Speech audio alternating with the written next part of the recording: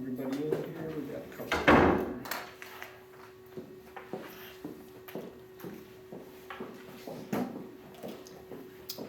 Good morning, everybody. Good morning. I'm John Holloway. I'm based out of Inverness. And today we're going to talk about contracts. We do this early in the morning because hopefully everybody's wide awake, right? And she's going to bring another contract. She put the wrong one in the folder. You guys probably have the regular contract. We need the as-is contract. So, but we could start out at the beginning. They're the same. But before we start, we're going to start with a little test. It's an easy test. You don't need a pen or paper or anything. Stay awake. Keep that face down so I tell you otherwise, please. Someone's here? Yes.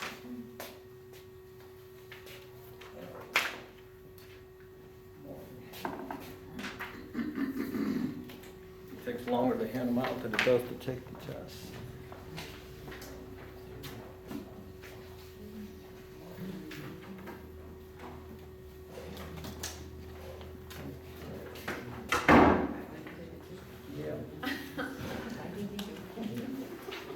Okay, I gave you all a sheet of paper.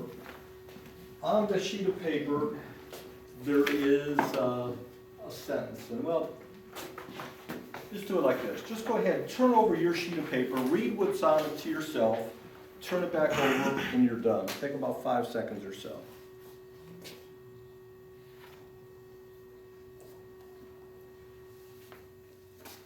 Okay? Some of you are staring at this way too hard. All right. What I gave you was a sheet of paper. On that sheet of paper was a sentence. On the sentence, there's a series of letters. One of the letters is the letter F, like file, foolish, frijoles. I just want you to tell me how many F's are on your particular sheet of paper. Now, here's the easy part. You can turn it over and look at it. So go ahead, turn it over now. Keep your count to yourself, but look and see how many F's are in your particular sentence. Turn your sheet over when you're done.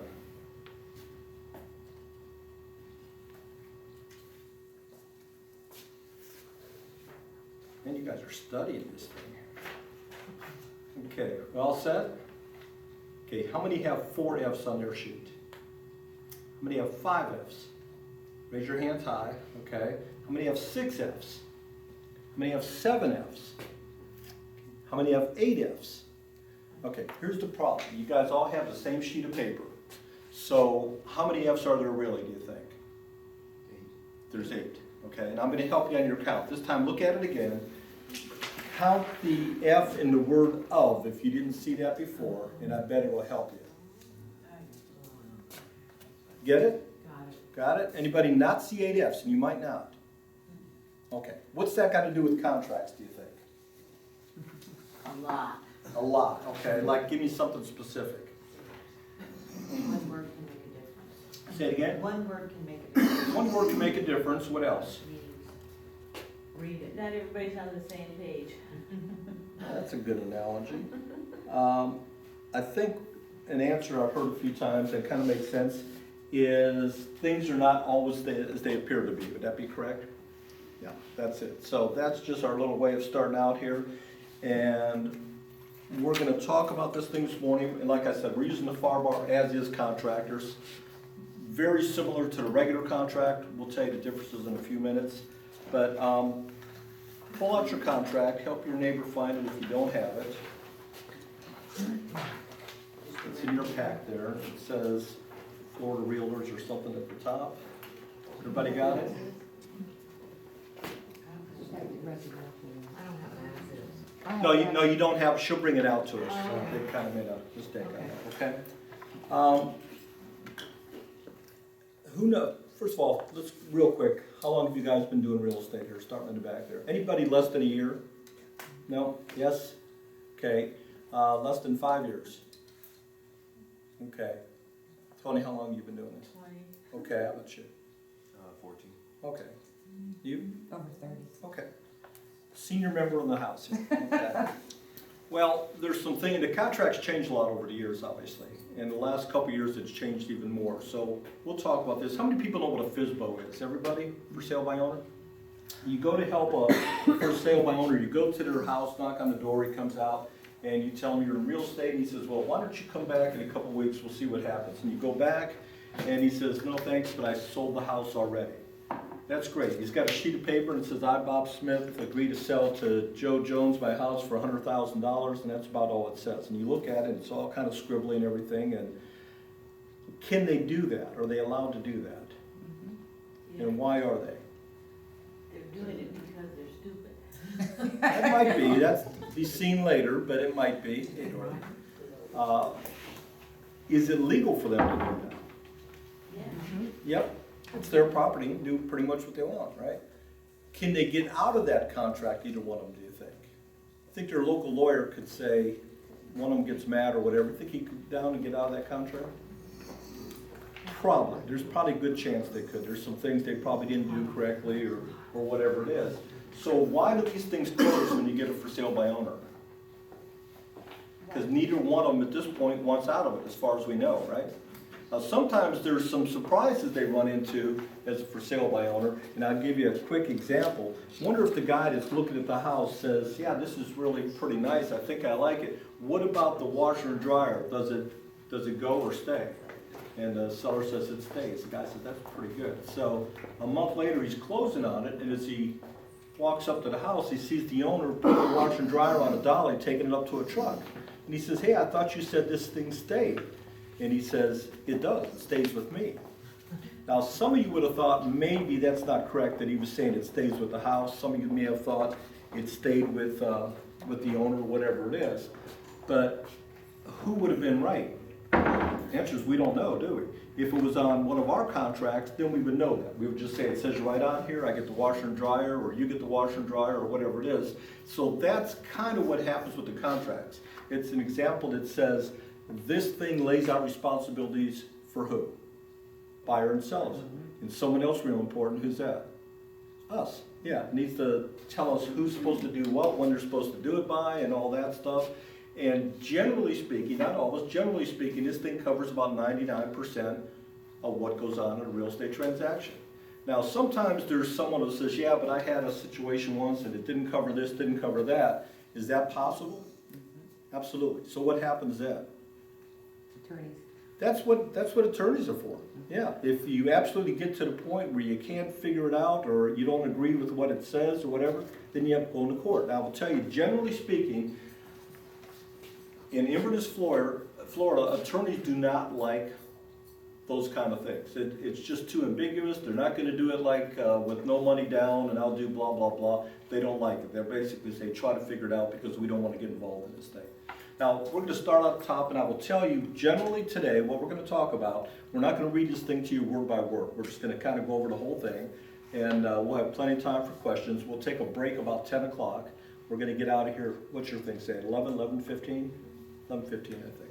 So, and if you have, it's a very casual class. If you have any questions, just shout it out or raise your hand or whatever it is. So at the top, one thing that is different on this contract, it sounds silly, very first words, it says as is. Everybody see that? Mm-hmm. And that's exactly what it is. It's kind of a free look contract. We're going to say as is. Seller's not going to be obligated for any repairs or anything unless we put something in there that stipulates otherwise. There's another word they used starting about 2 years ago. See the third word there? Residential. That never used to be in the contract. Residential's in there now because it's telling us this is for residential property, not for land, not for commercial, things like that. And by the way, there's a bunch of contracts out there. This just happens to be the one, we had to make a decision. This is the one most people are using right now. It used to be the regular one, and then we kind of went to as is, and we'll talk about all that too, but this is it. As I just said, there are other contracts out there. Some of your companies may have their own contracts. That's all right. It's not a bad thing. It's just this is what we're teaching to the majority of the people here. If you get back to your office and your broker says, we don't do it that way, or he has no idea what he's talking about, who do you listen to? Me or your broker? Broker, yeah. And I will visit you in jail on a regular basis, okay? So we start out at the top. We've got the parties. It says seller and buyer. That's pretty self-explanatory. It is what it is. And the buyer, we're going to want to know what their relationship is. In other words, the buyer is John and Mary Smith. What's their relationship? Married, single. Brother and sister. Man, that's a combination. They're married, single, and a brother and sister. So the answer is we don't know at this point, do we? So how do we find out? Ask them. And why do we care? There's legal ramifications. Legal ramifications like what? How the title is going to be written up. Well, that's kind of my next question. Who cares? And it's the title company that cares, right? Because we need to know how they're going to take title to this thing. If we take title as and by the way, they could be cousins, brother and sister, mother and son, father and daughter, any of those things. So we need to know that because later if we find out there was actually a very involved trust there and we didn't put that in there, it's now not in their trust, someone's going to get yelled at, and who's going to get yelled at? Broker. Yeah, and or the agent. So we need to figure that out. Now the good news is we don't need that right away when we're doing the contract. We can get that to the title company later, but just be aware that's one of the things they're going to ask you is like, what's the relationship? Was it? And on the other side, if that buyer says, well, we haven't bought a house in a while, but we know it's something like right of survivorship or this and that, and they say, yeah, once I think we took tenants in common, I'm not sure, it was something like that. We don't say, yep, absolutely, I remember that's how I took my house. If they don't know, where do we tell them to get the information from? Their attorney. Their attorney again, yeah. A lot of things are, even though we don't necessarily want to go through all that, but yes, we don't guess and say, oh yeah, I'm sure this is what you want. If they don't know, we have them contact their attorney and get back to us, okay? Then it talks about, and this is kind of a clean up the contract paragraph. It talks about the following described real property and personal property and collectively property, and that's what we're saying here. We're selling everything we put down here. The whole thing is kind of merged together as real property. Now we've got property description, street address, city and zip. I'm on line 7. Property is located in, if it's in Citrus County, that's what needs to go in there. And then it's got the tax ID number. We can put the AK number in there. We do that primarily for 2 people, for the title company when they're doing their search, and also for the appraiser. It's just easier for him to look stuff up. And then it says real property, the legal description is blank. Now who knows what a valid legal description is? It can be really long. Say that again? It can be very long. Could be very long? Depending on the property. There's 3 kinds, but here's the answer. A valid description for legal is if you can mark all the corners of the boundaries based on what you put in there, okay? So in other words, this one right here, it says, yep, we know there's a corner there, there's one here, there's one there, but where does it go from there? We're missing something. Now, what you just said, what we really have, there's 3 types. There's meets and bounds, which could be very long. It's the southerly direction of 200 feet going toward blah, blah, blah. It could be section, township, and range for larger parcels, southwest quarter or the northeast quarter or the whatever. Or it could be lot and block. So it's lot 3, block 2, whatever it is. So it's going to be one of those 3, but we have to make sure, we need to physically look at it and go, can a surveyor find it based on what we put here? Because if he gets out there and says, I have no idea where that other corner is or whatever, we didn't put enough information in, okay? Also, real big deal, people forget sometimes, if we're selling a mobile home, in the legal description, it needs to say, along with a, whatever it is, 2002 Nobility double-wide mobile home. And along with that, on mobile homes, they're going to have a serial number and what we call an RP number for each side. In other words, there's an A side and a B side. Why do we need to include that mobile home in the legal description? The title transfer. Say that again? The title transfer. At the time of closing, the title transfer. Title transfer, because otherwise, let's just say we sold something for $50,000. Title company may not think of, they may say, oh, they bought a nice chunk of land for $50,000. We're okay with that.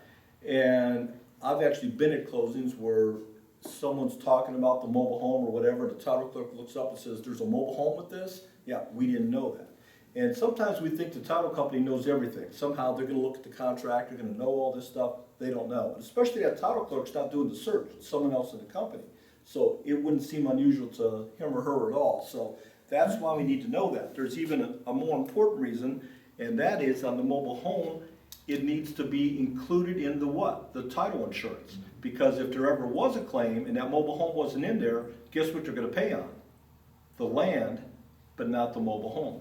And if you sell someone a piece of land, just blank land at this point, and you get title insurance, and later they build a house on it, what do they need to do?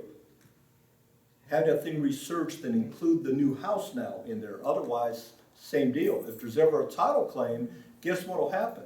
They'll pay on that vacant piece of land they paid $8,000 for, but not the $200,000 house. So keep that in mind too if that ever comes up. Okay, and then it talks about, together with all existing improvements and fixtures, including building appliances, blah, blah, blah. Now, some of you may remember, not very long ago, 2 years ago, there was checklists here, things that said the refrigerator, the this, the that, and all that, and they got rid of that. Why do you think they got rid of that?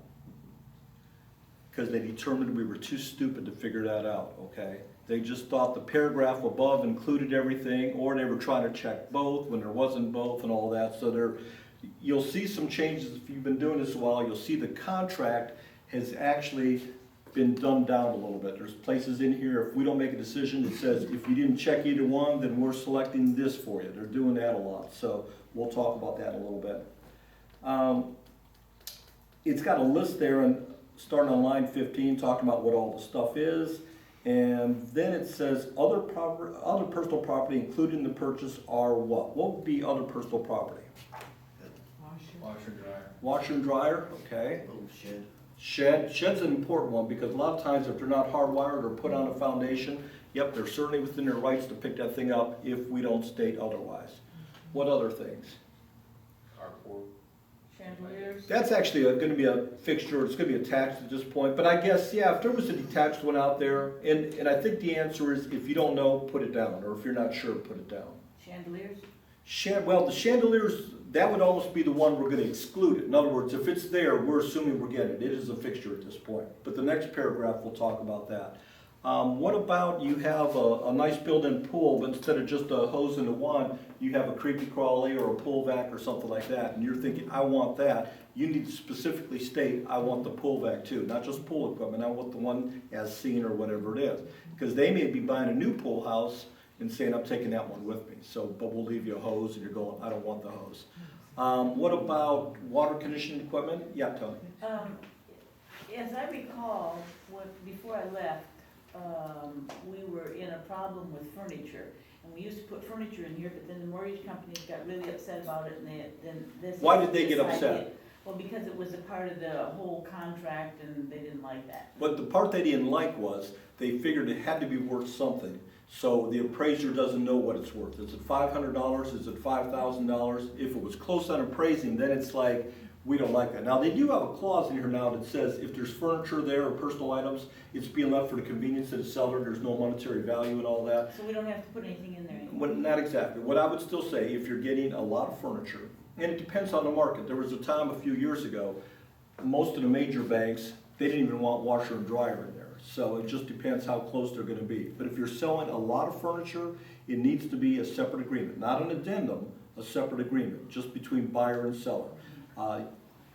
The thing that will screw us up more than anything is getting involved in arguments with them, because now they go on a nice shiny day to go back and look at the house, and they see the couch is kind of faded, or the table's got scratches, or whatever it was, and thought, I thought like new furniture, I don't like this stuff, and blah, blah, blah. So keep that a separate agreement. Plus, for the seller's perspective, they don't have to pay commission on it and all that stuff. So, and we don't want to get involved when they say later that thing broke or this and that. It's between those two, okay? You made me think of something else here too. Let's see. Well, let's just go down. Oh, okay. Water softener, that could be, they could own that, or it could be leased, whatever it is. Gas tank for a fireplace or whatever it would be, same kind of deal. Now, when we talk about right below that, it says following items are excluded from the contract. What would that be? It's your chandelier. Chandelier. Yeah, they say that's grandma's chandelier, we're not leaving that. Now, what's the right answer to do on that if you're a listing agent? Probably get rid of it up front. You know, what they don't see, they can't fall in love with. Change it out before they see it. Yep, change it out, cap it off, whatever it is. That would be a good thing. What else? It could be any of the things we just talked about, right? I'm keeping the shed, it could be, I've got one right now, they just bought a new side-by-side refrigerator. They said, it's only had it a month, we're taking that with us. That's fine, we need to put that in there, that that's excluded. Put it in seller's disclosure.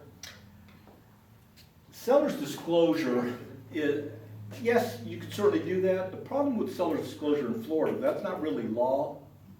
You have to disclose things, that's law, but the disclosure itself is not a legal paper. So it's just kind of saying, here's some things that we know about the house or things we're not doing and all that. I think it's a good idea though, that it gives everyone a heads up, you said that. Now, you could certainly not say anything about it, and then when you get an offer, if it's anything less than full price, you could say, okay, we'll take that offer, but we're not including the refrigerator or whatever it is. Yep. I have in the past actually taken the back side of my business card and said, not included in sale, just Yeah. so that I didn't have, so realtors coming in Yeah. would have a heads up on it. Yeah, I mean, that's not a bad idea, or just I mean, I paste just the taped sign out or it whatever. to Yeah. whatever it was, so that I covered myself a Yep. little bit. All right, so you get the gist of this thing on the exclusion and all that. How about when you get down to purchase price and closing, it says purchase price US currency. Important thing about these, if possible, they need to add up. They won't always add up just because of some other things like USDA and all that. But basically, for our imaginary house, we'll say the purchase price is $100,000. And then it says, number A, initial deposit to be held in escrow. First of all, what is escrow? I'm sorry? Good faith. Good faith, another word for it. What does it mean? It's like a third party. Neutral. Exactly, third party has it. It's really not for the use of either party. We can't spend it. Even as a for sale by owner, you can't say, I'm gonna hold that escrow and then go down to Walmart. It stays somewhere in a bank, a lawyer. Typically with us, it's either in your own account if you have an escrow account. Most brokers do not, some do. Why do they not want to have an escrow account? Why do they have to redo it? Say it again? Liability. Liability, that's the thing that, it used to be a lot tougher. It used to be every month, that thing had to balance to the penny. It was a very small amount. What was it they could keep you, like $15 or something? It wasn't very much over. They've changed that part, but it's what gets people in trouble. So most brokers say it's not worth it. We'll give it to a title company, let them mess around with it. We used to have people once in a while say, I want my escrow, especially if it was substantial. They said, I want it in an interest-bearing account. Why do we not do that typically anymore? Because you're gonna make 3 cents. It just doesn't make any sense to do that, and it costs the broker typically $100 or so to open that up, so that's why we don't do that. What is the amount we need for escrow? Oh, here's the thing I didn't tell you today too. Some of the questions I ask you have to pretend you're sitting down with a buyer or a seller, depending on what the question is, and they're gonna ask you that. So right now, you're in part of the contract, you say, okay, I'm gonna need some escrow money, and they're gonna say, well, how much do you need? How much you got? How much you got? That could be an answer. Usually it's 1,000. How much? I don't know, 1,000. Don't ever say, I don't know, 1,000, that's not, I don't know, $50, 100, I don't care what you do. How about, I usually get someone that says, oh, 10%. You think that's a good answer? It's a lot of money. You're not gonna get $20,000 on a $200,000 house. It's not gonna happen, or 10,000 typically, you could, but typically on 100,000. Not gonna get 5%. What do you think the answer is? Maybe if you're. You in the back. What is it? I usually get whatever I feel. If I have the buyer, what they're comfortable with. It depends on the situation. It does depend on the situation. There is not, there's probably an average. What do you think the average is for escrow deposit? Like 1,000. Say it again? 500. 1,000, I think that's probably about right. 500 to $1,000. You don't like that, I'll tell you when you don't like it. When one of the parties, especially the buyer, is making noises like they want out of the contract, you don't like having only $500 or 1,000. You want more money. You're very comfortable when you have enough money in escrow that no matter what happens, you can get paid too, then you're pretty happy. But in the real world, and we kind of sometimes shy away from trying to get significant amounts of money down, but that's what happens. If you So, also have a larger piece of property that's higher value, $1,000 is not very much. and that's, absolutely, and not only that, sometimes. You need to say really good faith, as he said, you know, maybe it's Well, 2,000 I'll tell you where you or really run 5,000. into that a lot is when you've got a cash buyer, and the seller's perspective is, well, if they really are cash, they'll be buying this thing in 3 weeks or a month or whatever it is, and why don't they put more money down? They're gonna have to come up with it in a couple weeks anyhow, so why are they just giving me $500? And it's a legitimate point, it doesn't make them very comfortable. Now, think about it the other way, if you're if you're a seller and that cash buyer comes in and says, yep, that house is $100,000 and they have $10,000 right now, non-refundable, does that give you a better, higher confidence level, I guess? I think it does. Non-refundable, Yeah, so that's part of it too. Any questions so far on this stuff? What we have is, oh, and they've done this. Now, the reason they did the rest of the stuff in the paragraph where it says, and this is an example of what I was telling you. See where it says check one, the check accompanies the offer, or it's to be made within blank days. And then it says if neither box is checked, option 2 shall be deemed. So they're saying if you don't check this thing, we're gonna tell you what it is, and that's exactly what it is. Now, not part of this class, but basically, how long do we have to turn in escrow? As an agent. 24 hours. What is it? 24 hours. It's actually the end of business. Okay. Okay, so if you write the contract tonight at 6 o'clock, your offices are closed, you really have till tomorrow to get it in, obviously.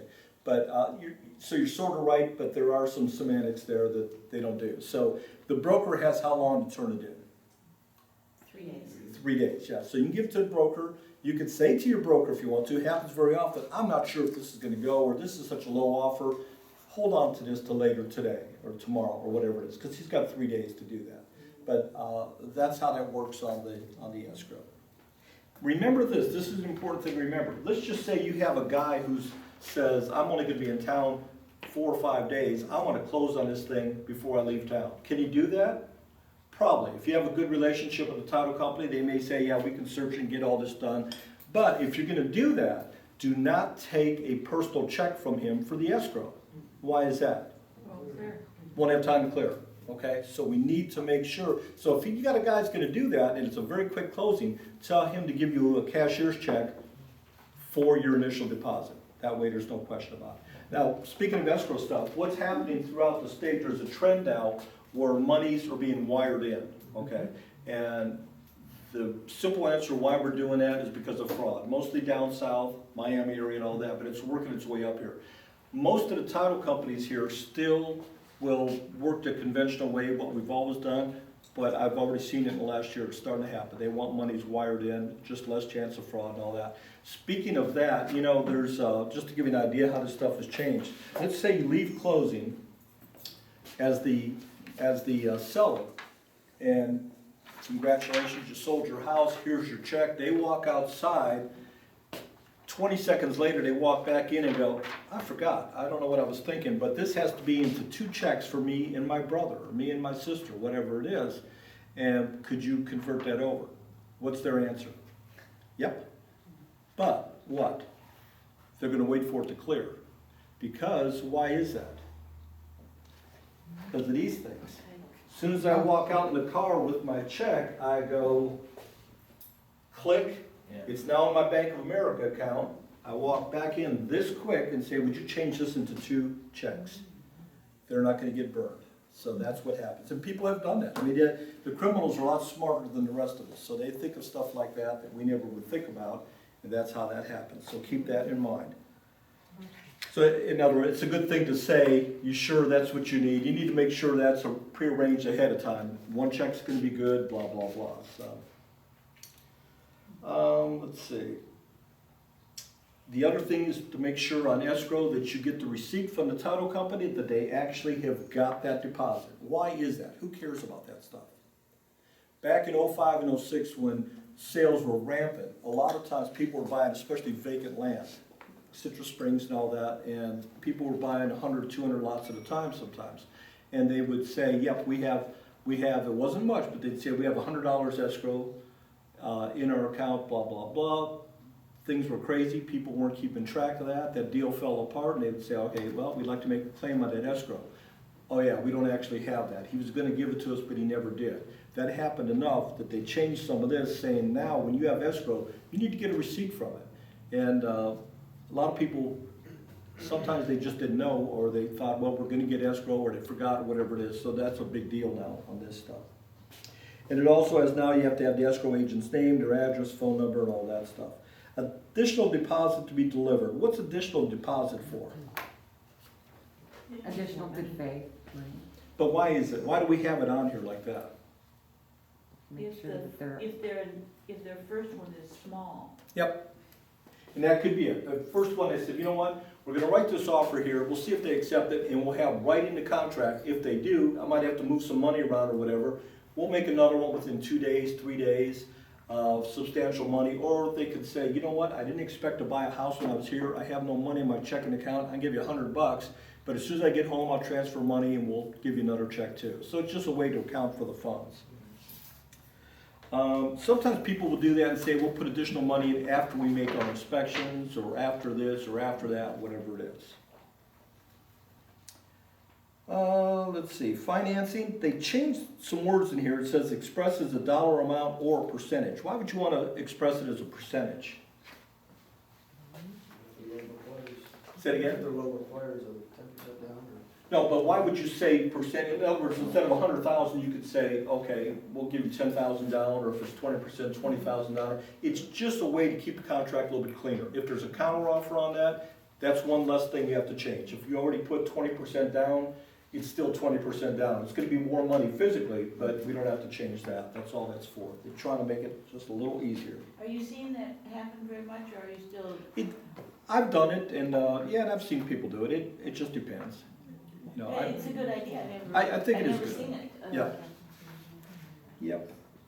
Other, what would other be? Number D, line 39.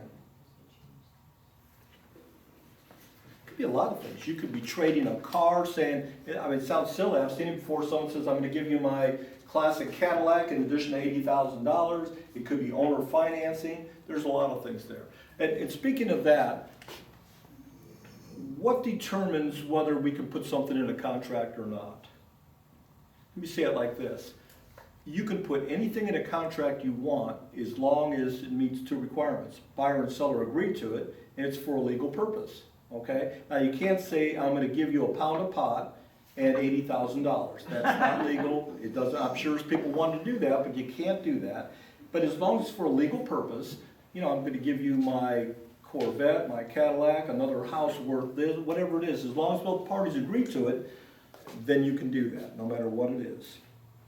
And then the balance to close, and why do they put not including buyer's closing costs, prepaids, and prorations? Those numbers vary. Numbers vary. I remember the first house I bought, 1978, in the HUD, which I didn't know how to read at all, but I remember it was less money than I thought I owed. And I just thought, man, they screwed up. We got $1,000 out of this thing and no one ever caught it. I don't know if I should say anything or not, blah, blah, blah. Well, it's because there was escrowed money, there was taxes that were prorated, insurance that was prorated, things like that. So that's why you can't just say, okay, 100,000 minus 20%, there it is. Could be homeowners fees, there's a lot of things there, so that's why we have that. Okay, then we get down to line 43, time for acceptance of offer and counter offers and effective date. What's that all about? Time is of the essence. No, but it's close. I mean, time is of the essence in this contract. That's not exactly why they do it. And let me explain what that is for people that don't know. A lot of times you get someone that's got a contract and now they want to take it to an attorney. And a lot of times, especially if they're not a real estate attorney, what they are doing, they will go through this thing real quick and you go, what the heck are they looking for? They're looking for time periods where it says time is of the essence. What do you think they're going to do with it? Sit on the desk. They're going to cross it out. Okay, why do you think they want to cross it out? Because attorneys do not like absolutes. And time of the essence basically means this contract is absolute. If it says we're closing April 1st, it doesn't mean more or less, or 2 days before or 2 days after, it means April 1st. If it says your inspection period has to be done within 10 days, it doesn't mean if you get around to it 11 or 12 days, that's okay. They don't like that. We do. We want to know what's happening and when it's going to happen. So that's one thing on time is of the essence. But go back to this, one of the reasons we do this time for acceptance and all that, probably the most important reason is because we want some guidelines on this, how long this offer is good for. Otherwise, we get into something which the contracts used to use quite a bit, and it was called for a reasonable period of time. Worst thing you can have in a contract. What's reasonable to you may not be to me, and they've done some stuff just in the last few years like that. One used to be if you couldn't get insurance for a reasonable amount of money. Well, what's reasonable to you may not be to me. If I think 1,000's high and you go, oh God, I was paying 3,000 somewhere else, that's a pretty good deal. That's why we don't want that stuff. We want to spell it out what we're talking about. The other thing is, we wanna know, well, there's a couple reasons for doing that. In fact, we'll talk about it. If there's time for acceptance, what should it be? How long should we have time for acceptance? Depends though. Say it again? I said it kinda depends. It like, does depend on what? Well, where your seller is. when Yep. you're buying. It's a good thing to ask that listing agent. Are we able to get a hold of them? Are they local? Are they on vacation? Whatever it is. And how many people are sellers involved in it? How many people are sellers? Does it gotta go round robin, or do we send a deed to each one? Can we get a hold of them to somebody in Europe? Whatever it is, that's another one. There's another reason. The other reason is, can we have it today? Today's 9:30. Can we have it by 5 o'clock today? Possibly. Yeah. What would be a reason for that? There's another realtor coming in with a contract. You've already heard someone else is coming in, and we don't wanna give them a bunch of time because they may not be here till tomorrow. We don't wanna wait till tomorrow. Now, they may still say, I just had this happen last week. The guy said, no, the seller said, we've got someone else showing it. In fact, we've got 2 people showing it in the next 2 days. We're gonna hold off. And my guy actually lost, and he emailed me yesterday and said, yep, I kinda screwed up on that. I should have stepped up more. And so that's one thing. But here, what's the advantage of saying, okay, by 5 o'clock today, you have to give me an answer? What would be the advantage of it? You're cutting out any competition by doing something like that. You're basically saying, yeah, I mean, we're gonna know today, and it might be because that's your first pick, but maybe there's a house down the street that you think's also equally nice, and I'll go on to that one if we can't get this. I don't want the pressure there, we'll go on to the next one. What's the disadvantage to doing that?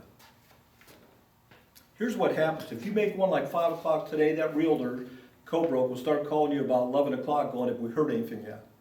No. Noon, have we heard anything yet? No. 1 o'clock, no, but you know you've only got to 5, I understand that. If you make it a short period of time and you don't get your answer during the designated time, what's the answer? No. It's no. If you didn't hear anything, it's no, right? So you gotta be careful, it's kinda like playing poker a little bit. Now you can't say, all right, I'll give them to 6 o'clock, but that's it. I'm gonna give them to 8 o'clock, well, tomorrow morning's it. It's not a very good position to be in. Now, what's the disadvantage for giving several days on this? Today is Tuesday, let's say you give it to Friday. Lots of other contracts can come in. They can come in, yeah, and people don't like that sometimes. I've had brokers say, oh, you shop that offer. Are you allowed to shop the offer? Yeah. You're not only allowed to, it's your duty to do it as a listing agent, right? Now, are you allowed to give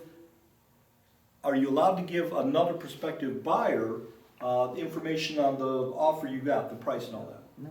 Everyone say yes. Really? Yeah, with the seller's permission, Oh. okay? And it has to basically, almost anytime you get a question on, am I allowed to do this, allowed to do that, it's always what the seller says. So what would be a reason to do that? Let's just say that seller was very adamant about the $100,000. Today you caught them on a good or a bad day, depending on their mental state here, and they said, you know what, I know I've been holding out, I think I will take 90.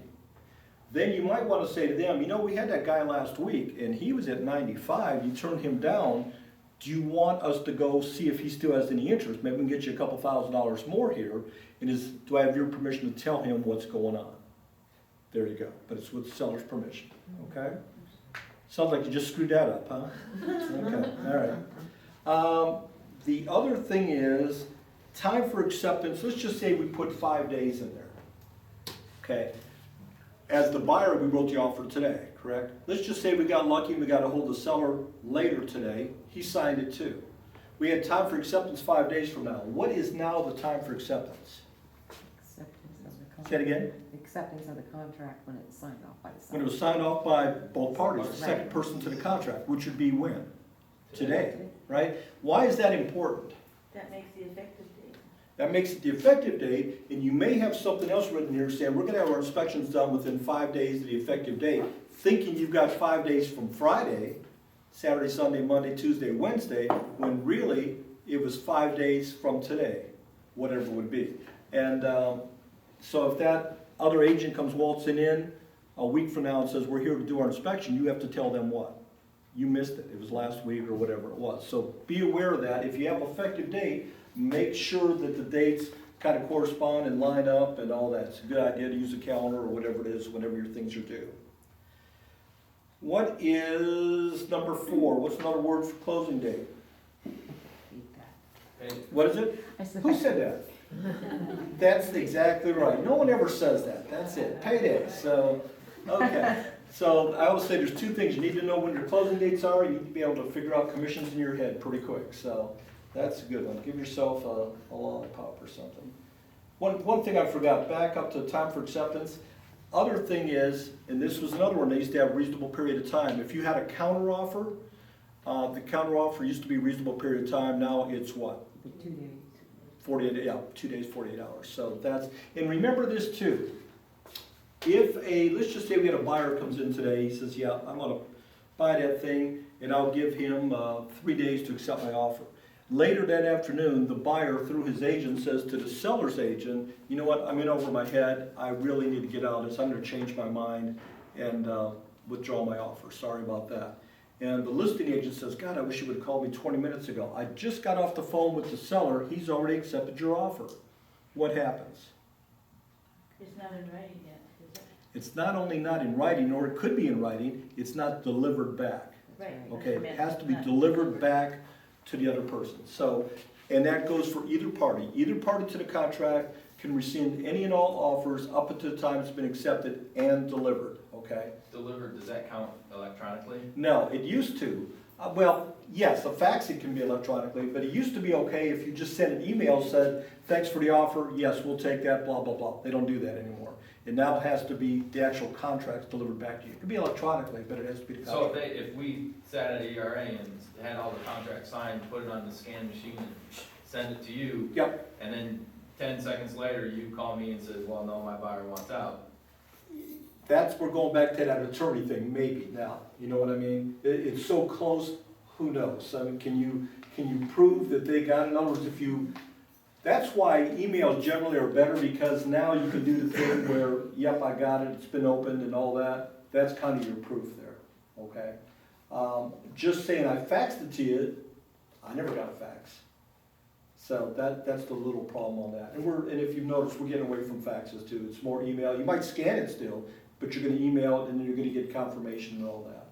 That's so close, you might have an argument there with somebody. No, I already sent you that. No, you didn't. I did this. Now it gets to be who can prove what they did. So that's how that works. But if it's half a day, then it becomes, Yeah, at that point, half a day, well, yeah, and that's exactly right. So, but that's the big change here they've made, that instead of just saying in the past, yep, emailed you, yep, we're gonna do that, or no, we're not gonna do that, whatever it is.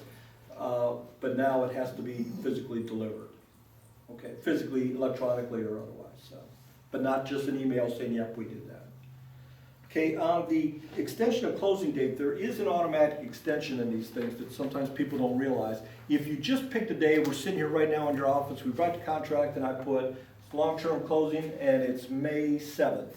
And everyone signs it, we're happy. Later we go, God, I really screwed up. May 7th is a Saturday or it's a Sunday. We don't need an extension on it. The contract says in the time frames that we get an automatic extension till the following business day. If Monday happens to be a holiday, it goes through 5 p.m. on Tuesday then, okay? So you don't have to panic. Someone says, well, and I've had them say that, no, if we don't close by Friday, we're not closing. Now, in the real world, you may close it on Friday. You can do that, but it does give you an automatic extension. What I will tell you on any of this stuff, probably 15 years ago, I had a guy one time, and I had him as a seller, and I had him as a buyer for his next house, and I also had the buyer for his current house. So it was a three-way deal for me. It was a pretty big thing.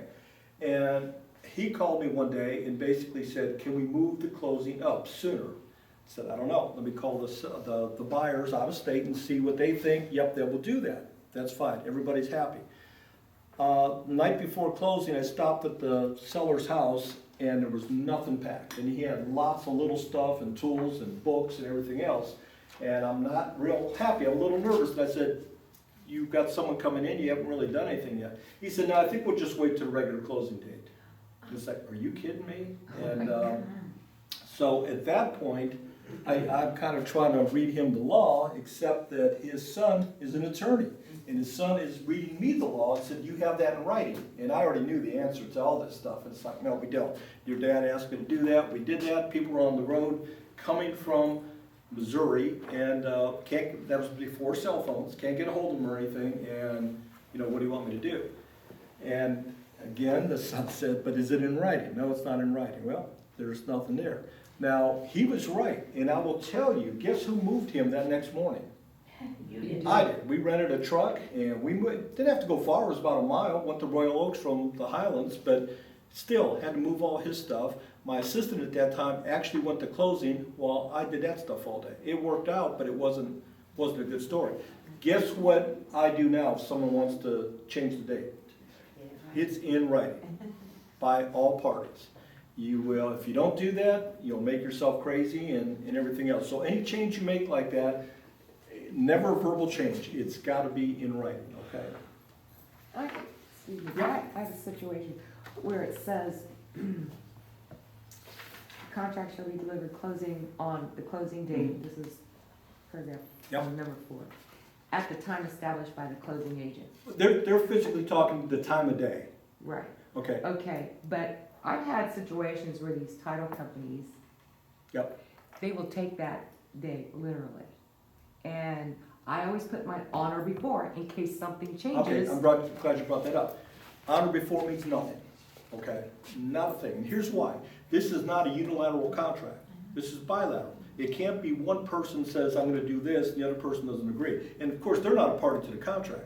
But what happened, I had this happen several years ago with at that time, a pretty well-known agent here. And she's still a well-known agent, she's not an agent. But at that time, she had on, and they used to do little cute things, on or letter B and number 4, blah, blah, blah. But it doesn't mean anything because we had, I don't know what it was, like a month and a half closing. And she had said, you know, they can't get their money yet from stocks or whatever it was. And all of a sudden she come in one day and said, they've got their money, we'll close tomorrow.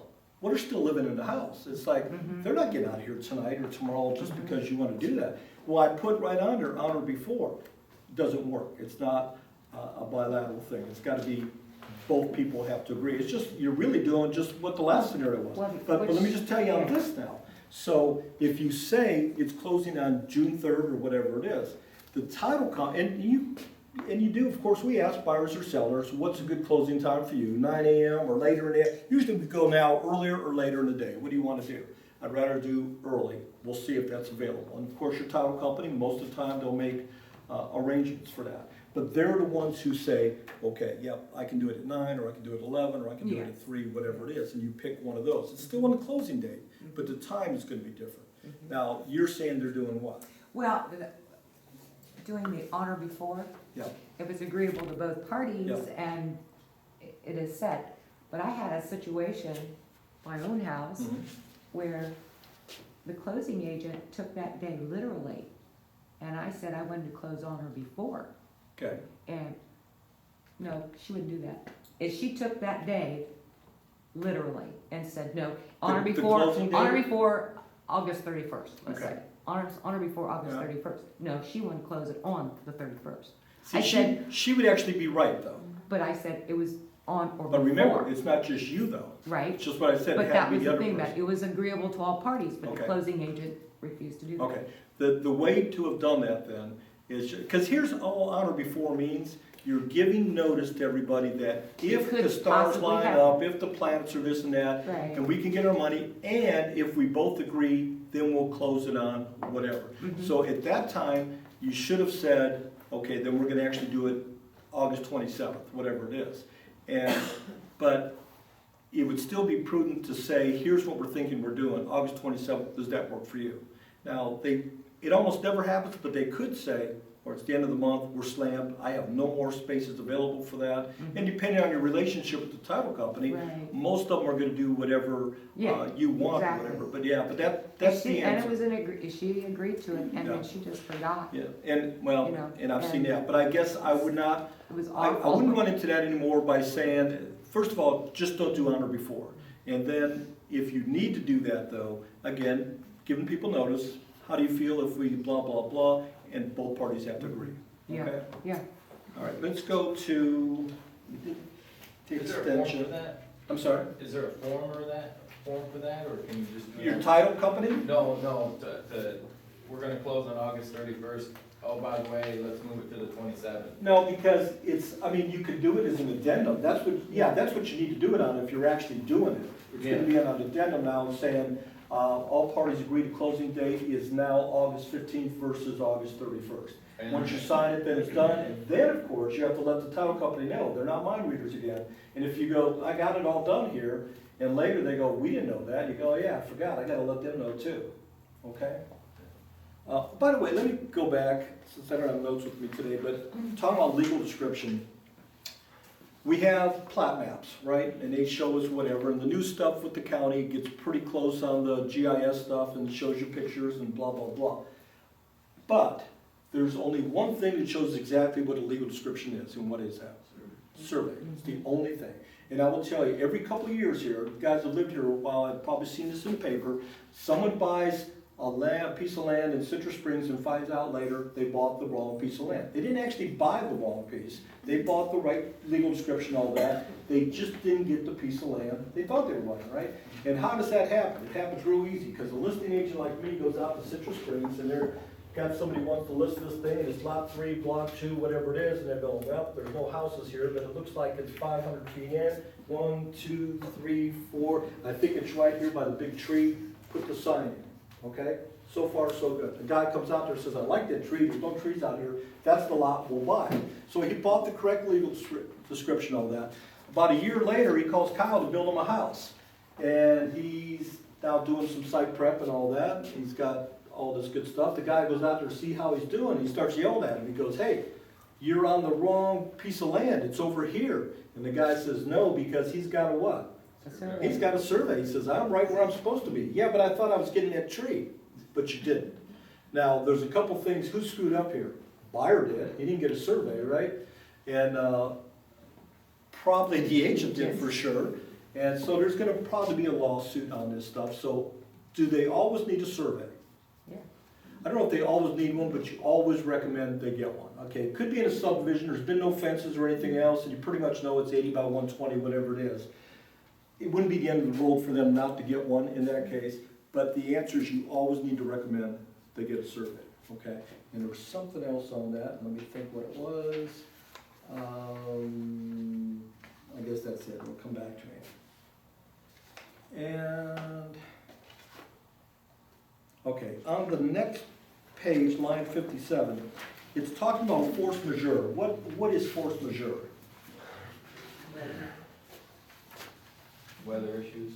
Weather issues basically means acts of God, okay? So if we had a hurricane come in, we can't get insurance, or there's no power, or everyone's closed and all this stuff. In fact, the stuff that just happened up north, you read about all the things closed and this and that, that would be considered, someone somewhere up there was buying a house during that and they couldn't close on it.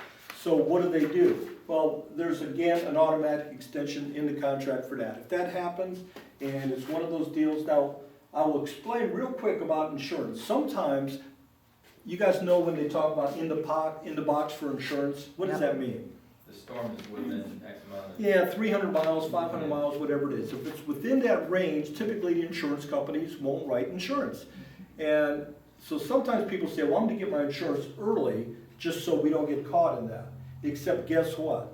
You can have insurance, they're gonna cancel your policy if that storm comes. And you go, well, that's not fair. Well, it really is fair, because you don't have what they call in the insurance world insurability on it, insurable issues, as far as, in other words, you don't own the house yet, so if it got knocked down by a hurricane, who's getting covered on that? The current seller, right? He still owns it to closing. And a lot of people think, well, they should do that, I paid the money and all that. It's kind of like saying you've got a 72 Pinto, you're on the railroad tracks, it's stalled, and a train's coming, you call State Farm. They're not going to insure it, okay? It's the same kind of deal on here. So there is an automatic extension built in there, just be aware of that. I think it's 20 days. I don't know if that's what it says or not. 14 days if blank, you put in whatever you want there. This is also another one, a couple years ago, this one said if you had that force majeure thing, it was for a reasonable period of time. No one liked that. It just didn't make sense, so that's why we changed it. Next one's occupancy and possession. It says unless the box in 6B is checked, and 6B is just saying basically, yep, it's subject to a lease and it's this and it's that. Unless that's checked, then the seller's going to give you possession on the day of closing. Okay? It's your house at closing. You walk away from closing, you got a key, and you do what you want. The one below that, if it's subject to a lease, what that's for is basically, yep, you've got that thing leased, and you get to examine that stuff, and if you find out it's not as the seller indicated, money-wise, lengthwise, whatever it is, that would give you an out of the contract, because you're buying it under false pretenses. Assignability, who knows what that is? You can assign the contract to somebody else. Why would you do this? She said assign the contract to somebody Get else. sick, Say it again? You get sick and you just give it to your wife or your daughter or somebody. and you- Yeah, that, actually, I haven't seen the sick thing, but that's, or it could be, yeah, someone comes, You could sell it for more. that's, we've seen that before back in '05 and '06. I remember we had a young guy came in the office one time, he was buying some stuff and immediately would flip it before he ever did anything else. He'd make, in other words, he would say to a buddy of his, this is a really good deal, I'm sure you can make money on this. You give me $5,000, I'll sell you the contract, you can close on it. And there was people that did that, and it's not a bad job. So that was one way they did it. Sometimes they did it just because it's something, my wife's not in town, I want to assign the contract to her and myself later. We want to assign it to our trust. There's a lot of things. Now in commercial, what's the word we always hear when they say they're going to buy some stuff rumored to be a what? Big box store. We've all heard that. It's either Walmart, Lowe's, one of those things. They don't come in and say, hi, we'd like to buy that for Walmart. What do? We're just buying it, we're gonna assign it later. And it's kind of like the old story with Disney in Orlando in '69. When they were buying all that land, no one knew what they were buying it for. I mean, because you gotta remember, it's not the Orlando of today. It was a bunch of orange groves and swamps, and people are going, who's buying all these hundreds and thousands of acres here? Once they found out it was Disney, what do you think happened to the land price? Yeah, it just tripled overnight. And it's amazing what it went for. It wasn't that much money, even looking back. It was like initially $50 an acre or something, but it still went up to 150, 200 an acre, because they knew what was gonna happen there. So same kind of deal. That's not commercial, but we're talking residential here. If you're gonna assign it, the title companies will want something, just a simple form saying, yes, I, John Smith, will assign this thing to blah, blah, blah, and they need that for their records too, okay? What about, Question? yeah, On that assignability, you said if the title company needs, at the time of giving them the title, or Just- I mean the contract. just prior to closing, they're gonna want it. Okay, so they want the list of names at that time then? Yeah. Okay, yeah. At some point, because they're. Yeah, they gotta have that. They gotta have it, because it's Yeah, gonna go okay. on the deed and all that, okay.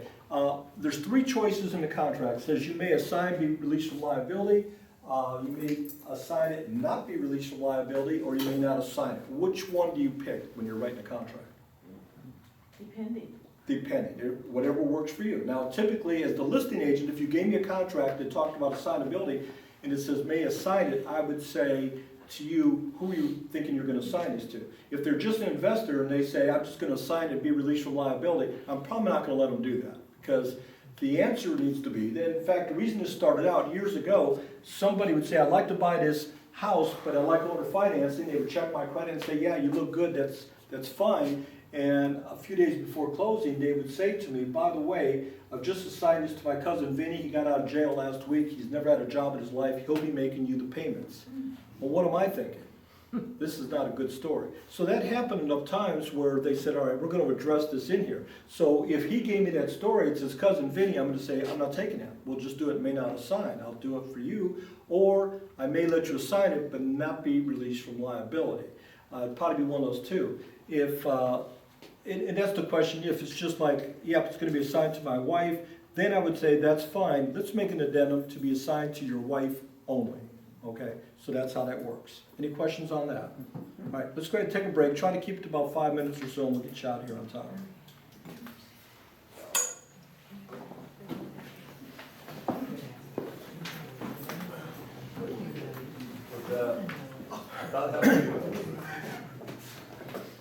And then when he mentioned the name Kyle. How you doing? Yeah. Hey, you still work for the county or not? I've been there for a while. I haven't. Yeah. That 9 to 5 crap ain't so good. Oh, that lasted like no time at That's what I've been all. telling him. No. And then when it just happened when he was talking about selling the wrong lot, and he said Kyle, I started thinking Where about is it? Anna Joe. You never heard of that one? What was that name? Same deal. Well, you know who did that once? Kyle. No, but Mikey Smallridge did. I know a lot of people. That, right on Aunt Joe toward the end, next to those people we had there. That was probably the same deal. It Yeah, it's to the right though, I think. was right next to Pekin's. Oh, jeez. Pekins had the barnhouse? Yeah. Well, I think what it was, there was a lot between Pekins and these Yeah, it was the lots. same deal. Oh, was it? Yeah, it was his. It was your, I can't remember what the situation was. It was something. Yeah. It But was you know sold. what? Yeah. It was the wrong lot. But you thought it was, you thought you had the same lot too, right? Yeah. Like it was just, it was crazy. But you know who did that one time, even worse than that? When Garrett Wamsley was a builder in Venice. And they were a big, oh, they were a huge builder.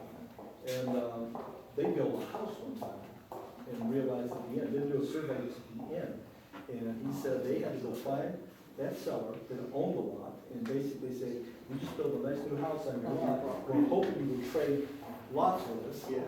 And he said the guy did, but he paid the premium for lot. He said he was happy to pay it, but he paid the premium. He said he never built a house ever again without a survey.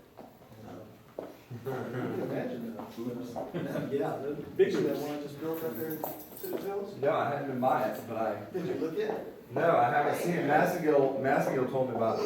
Yeah, I've been doing some, have you seen Massengale's house? You sold it to him, remember, 70 grand? Yeah. That's a good deal. Why don't you call him?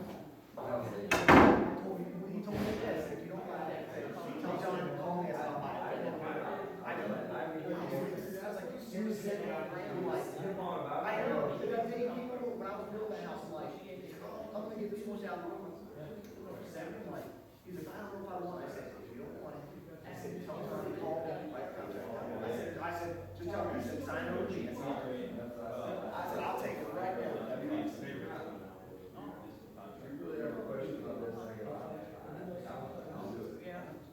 I said the same thing. Yeah, and then Jamie was there, he's like, oh, I'll buy it, he does it. I'll buy it. Yeah, he called me, I was like, I gotta use the roof on the word.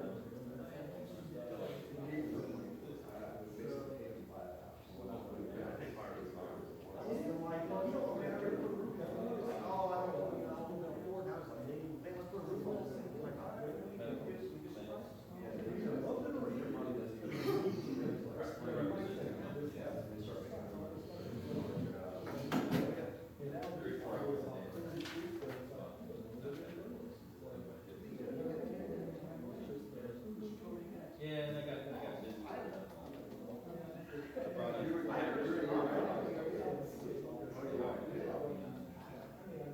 Independent contractor, so, you know, that first couple of months, you got months, you got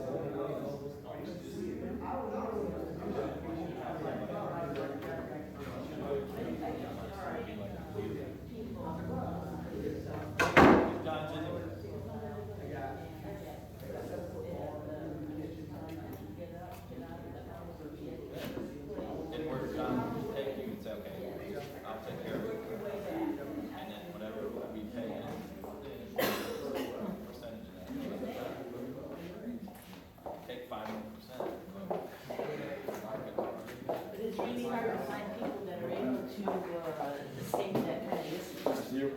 No doubt about that.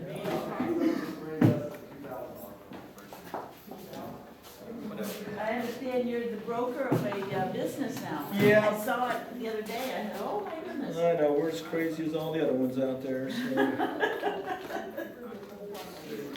I've been there, done that, ain't gonna do that Yeah. again. Hey, Dad, how long does this thing last? You'll be here till about 8 o'clock tonight. I have to go show a house in a little bit, so I have to get out of here. This section until 11:15. Yeah. I can't be here for this. Oh, I think you can. Yeah, I think you can. How come you didn't get all the dust on your table? I know, that's what's great, it's just the gift that keeps on giving, so. Okay, ready to get started? Ready for test number 2? Oh, no. All right, this one you need a pen or pencil, sheet of paper. This one's called mind control. And with this many people, I'm gonna tell 2 of you are gonna think of the same number that I'm thinking of. So here's what I want you to do. Clear your mind, you have to think of the first number that pops in your head, write it down. I want you to think of a 2-digit number between 1 and 50. Each digit has to be odd, and they cannot be the same number, write it down now. 2-digit between 1 and 50, each one has to be odd, and they cannot be the same number. You got your numbers written down? At least 2 of you, I think, wrote this. 1, 2, 3. Okay, that was good. All right. Anyone want to know how I did that? Yeah. You're all hypnotized now. At midnight tonight, you will start barking like a dog. So. Okay, we are on the part where it says financing. How do you do it? And we'll talk about it later if you pay attention. So, okay, so under financing, the only thing about the contract on is financing really should be on that first page when it talks about the money and all that stuff. It'd be better if it kind of ran together, but it doesn't. So here's what we're going to talk about. There's 4 choices here when you're talking about what the financing is going to be. And make sure I'm on the right one here. Yeah. So in your zeal to do a good job, you do not check more than one of these. In other words, there's A, B, C, and D. A basically says buyer will pay cash or may obtain a loan for the purchase of the property. That's good, obviously. So it's cash or a loan, but it says there's no contingency for the financing. So what does that mean on this one? This means you're saying to the buyer or to the seller, I'm buying your house, I am a cash buyer. However, you may go out and get an equity line or borrow money from somebody, but if you don't get that loan, you've just kind of screwed yourself because it said here there's no contingency for that. So if you said, oh, I know I can get equity line on my house and I know they'll give me $100,000 or whatever it is, and you go there and they go, yeah, we're not really doing that right now, or we're only giving you half of what you thought you could get, it's like, oops, where am I going to get the other money at? So you're going to lose your escrow in most cases on that. So that's number 1. You're either cash, get a loan, but there's no contingency. Number B is contracts contingent on the buyer obtaining a written blah, blah, blah, and this and that for this interest rate and for all that. There's a bunch of stuff there we got to fill out. How do we know what the answer is? What do you think? You write a safe contract. A safe contract meaning what? Well, Overkill on everything? well, not totally overkill. I mean, you don't have to go 18% interest, but you Right. could go a 6% interest and you could, Leave it blank. Okay. Who are you protecting when you do that? you are protecting the buyer when you're doing that. Okay, then what is the seller's attitude about it? Well, the seller might say, well, I don't like that and I wanna change it so that you have a 3% or a 4%. Or he might want to say, what? I want a pre-approval letter or something. Yes, It right. just depends. I'll tell you, years ago, before things got real crazy in '05, at that time, if somebody put down, and I'm going to get, and they put the interest rate at 3%, we already knew what kind of deal that was. What was it? Anyone want to take a guess?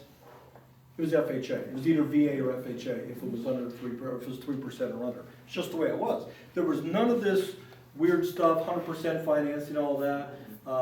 Or interest rate would be something, because I remember sellers saying, they're gonna get 3% interest rate, or 5%, or 6%, or whatever it was back then. Tell me where you can get that, I want some of that too. There's no such thing. And the guy would say, oh, we found this one lender, blah, blah, blah. And at first it started out kind of strange, and eventually it morphed into real stuff. You could get that. And there was a time there, you had no idea if someone put 3%, 5%, whatever it was. It's like, can they really get that? Yeah, they could. Of course, the rest of the story wasn't good. So, how do we know what goes in here? We've got our buyer sitting here, and we gotta ask him this stuff. How do we know what goes in them? Well, by knowing what the interest rates are, Yeah. being on top of the market of what's reasonable and having good understanding, so that you can write something that's going to be reasonable, or you could put a 3 to 6 or something Okay. like that. What's current interest rate right now? 30-year loan. 4.5 or 4.5. something. What is it? About 4.5, 5. See, it depends. doesn't it? Yeah, that's right. It's a lot, and we've all got different answers. So, but what's the real answer? How do we know this with a buyer right now, what they can get? It depends on their credit. Depends on their credit, so that means we need to do what? Your pre-approval. Have them ahead of time, because a lot of times people will say, you know what, I've been showing that guy property for 2 months, he made an offer today, I found out he can't buy anything. Now, whose fault is that? It's our fault, and it's like we should have had them. There's nothing wrong with right now, if someone walks in your office and says, hi, I'm here from out of town or whatever it is, and I'm thinking about buying a house, what can you show me in the 100,000 range? Now, you don't just say, no, go away, or I gotta get you to the bank first. You could, but I don't think it'd be very smart. You're better off saying, let me show you a couple houses real quick, hopefully they're on lockbox or whatever it is, give you an idea what you can get for that 100,000 here. Because they may say, God, I just moved here from Beverly Hills, California, and I can't believe it. You can't buy anything out there less than $2 million. Or I was in New York and wherever, and you can't buy whatever. It's kind of a bad question to say, what range are you in? Because sometimes they don't know what they could buy for that. And they'll say, can I get anything for 100,000? Can I buy anything for 50,000? Whatever it is. So it's not a bad idea to say, I'll show you a couple houses real quick. But at that point, then we have to decide if you want to work with me and if I want to work with you. And if we're at that point, what do we need to do? Get them to your preferred lender, whoever that person is, and find out. And some people like to do pre-qualification themselves. Some people do not. They want to get the bank to tell them. And I've had banks say, you know, on the phone, run, don't walk, run from that guy. He can't buy anything. And sometimes it depends. They may own 3 or 4 houses and have 2 cars and think, man, they're in good shape. And they'll say, because you own 3 or 4 houses and 2 cars, you can't buy anything. I don't care if you're making the payments or not. You're not a good risk for us. So we need to get them over there, get them, what's pre-qualified mean? Who knows what the mirror test is? Qualifying just for their numbers, but you need a pre-approved. Okay, how do you do pre-qualification on the mirror test? Anyone know? Walk up to a mirror and you go, See breathing? if it fogs up a little bit, there you go, you're qualified. So a lot of times you'll say to the banks, did you qualify that guy? Oh yeah. And how they look? They look fine. If what? If they weren't lying to me, if their credit score really is above 700, if they really do have a job, if they really haven't declared bankruptcy and anything, they haven't done anything. They talk to them for a couple minutes and say whatever. Now, what's a pre-approval letter say that we want to see? They've done a credit check. That's what I assume has happened. Well, that's one of the things. We want a credit check. We really want a letter that says something like, congratulations, you're pre-approved for a loan of $100,000 subject only to appraisal, survey, and title work, okay? We used to think that was about as good as it got. Didn't mean it was foolproof or any of that, except guess what? What do the loan commitments say now that we need? Most of you probably don't know this. It says, well, first of all, what is the loan commitment now say? The letter I just told you about doesn't count anymore. Now, no one's doing this, but the contract says it now. It now says, for you to get a loan commitment that's valid for the purpose of this contract, it has to say you're approved and then specify everything from your interest rate to your years, your amortization, all that. It has to say that. Who's getting a letter like that? Anybody? Because I've never seen one. But that's what the contract says now that we have to get for the purposes. In fact, we'll take a minute and find it. We'll get to it later if we have to, but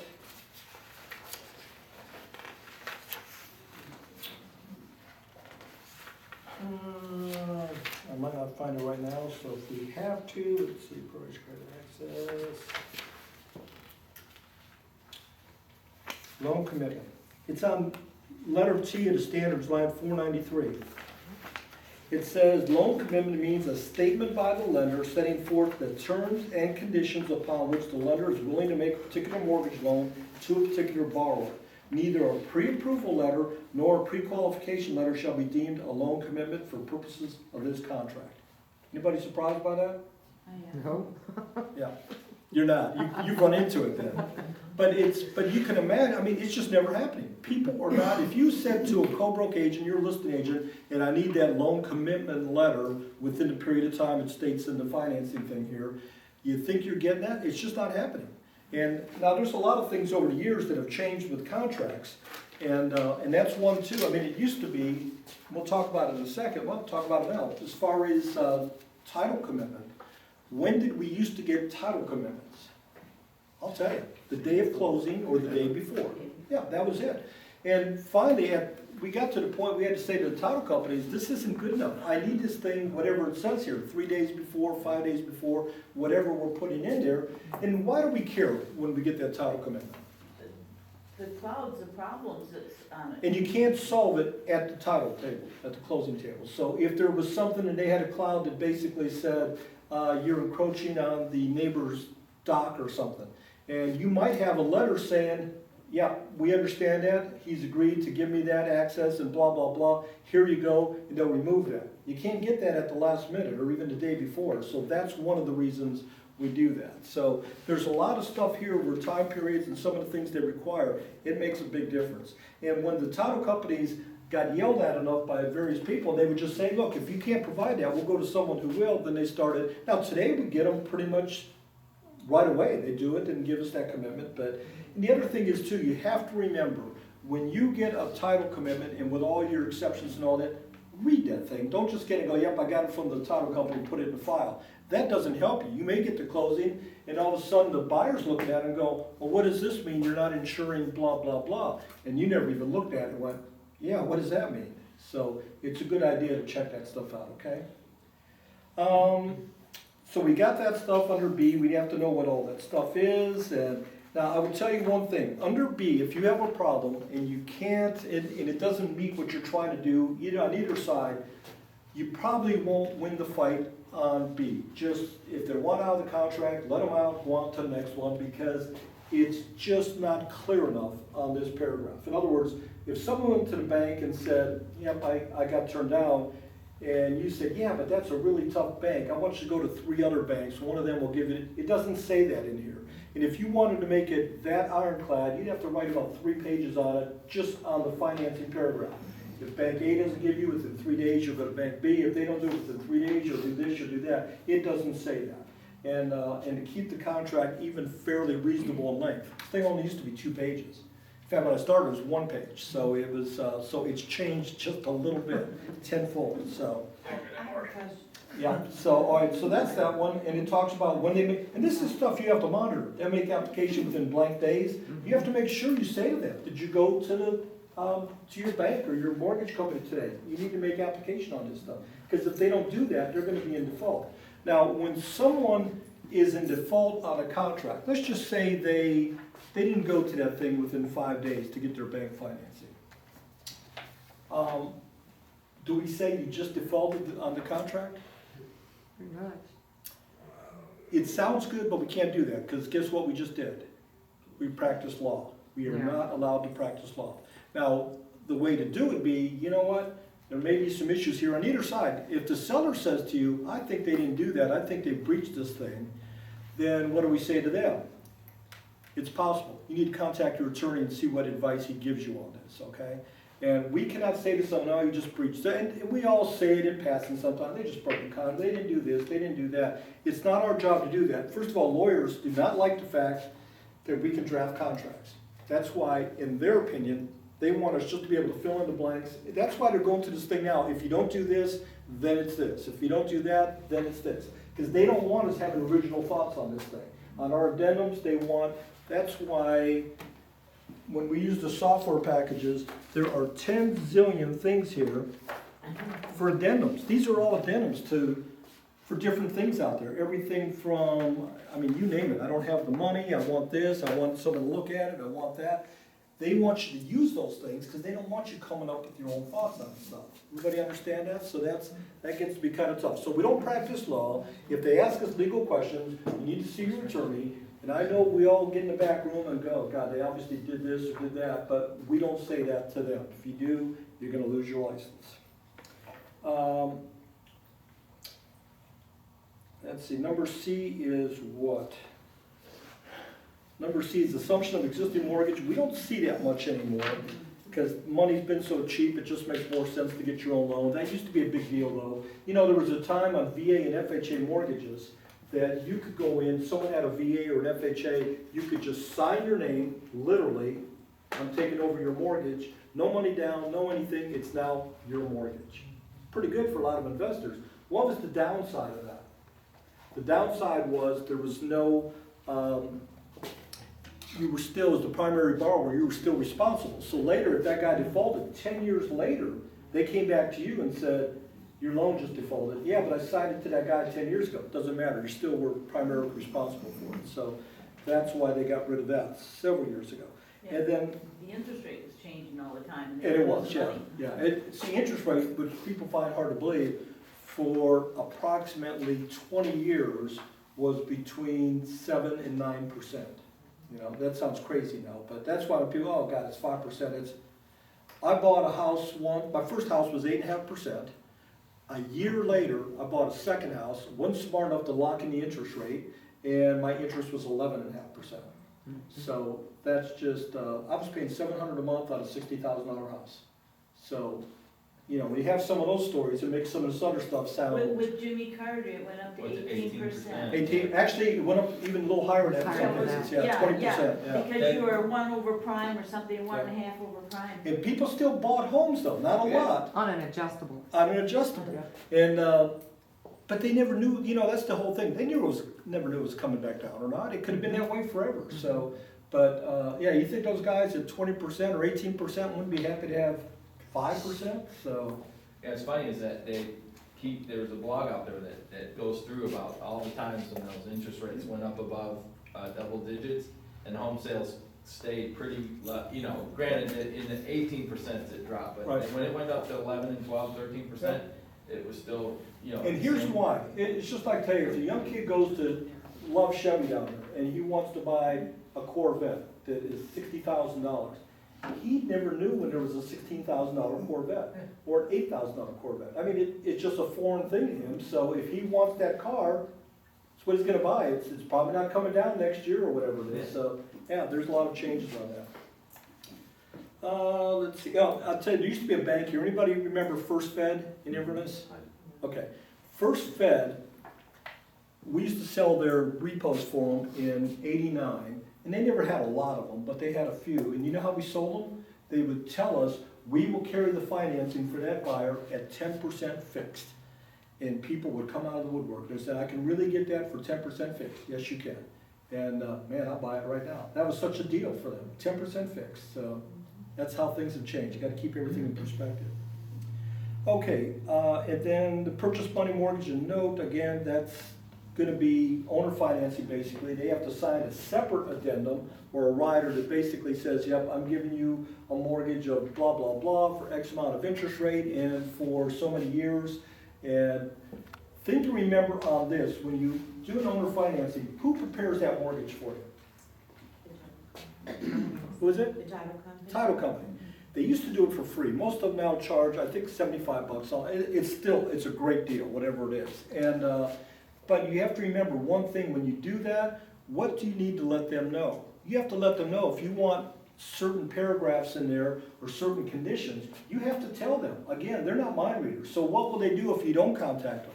They'll do a standard mortgage. Here's what it is, here's your late fee. If you say, that's not good enough, I want a better late fee, you have to let them know that. They have no idea. So make sure you also build in enough time that you can review the mortgage with your buyer and with the seller, and so everyone's happy with what the terms are. Okay, this next stuff is pretty important. See where it says closing costs, fees, and charges on line 116?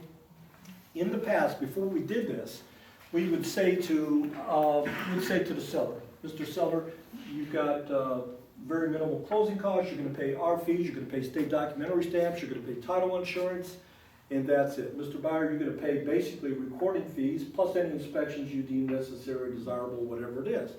But you would always get somebody who would say, is that the law that I have to do that? Well, it's not law, but it's custom. And in this area, well, back in wherever, we didn't do that, we split it with the buyer or whatever it was. And we've always had it here, it made it a pretty simple process for the buyer, because you could say, because someone coming from out of the area that's a cash buyer, I will tell you what they're thinking. When they make their offer, in their mind, they're thinking, I wonder how much I gotta hold back, because I know I've got some closing costs here. And the answer is they really don't. They just have to record it, and plus their inspections, and that's it. But when this came out, it basically said, here's what each party's responsibilities are. It says it right there. If you're the seller, it's blah, blah, blah. If you're the buyer, it's blah, blah, blah. You don't have to be the bad guy. It is what it is. And it erases anybody's doubts on what's going on there. So that's good. You can read that yourself. I don't have to tell that to you, but it's pretty easy. Then down on 136, title evidence and insurance at least. See what they did here? Same thing. If you miss that, if blank, 5 days. If you're an idiot and don't fill it out, we'll do it for you. It's 5 days. So that's what goes there. Just what we talked about before on some of the stuff for title insurance and the commitment, what's in there. Below that on line 144, and again, it says check 1, not 1, 2, or 3. Check 1, seller shall designate closing agent. Now, most of the time here, that's what's going to happen. The seller is paying for the closing as far as the title insurance and all that. But sometimes people will say later, well, you told me, or at least on the old contract they would, you told me I didn't have to pay title insurance. No, you're not paying the seller's portion or the owner's policy, but who else wants title insurance on this? The lender does. It's only for the amount of the mortgage, and it's not transferable. It's just so they're covered in case anything gets screwed up in there. They've got title insurance too, so that's in there. What else? So in this case, generally, seller shall designate closing agent. Once in a while, you get a buyer that says, why would a buyer want to pay title insurance?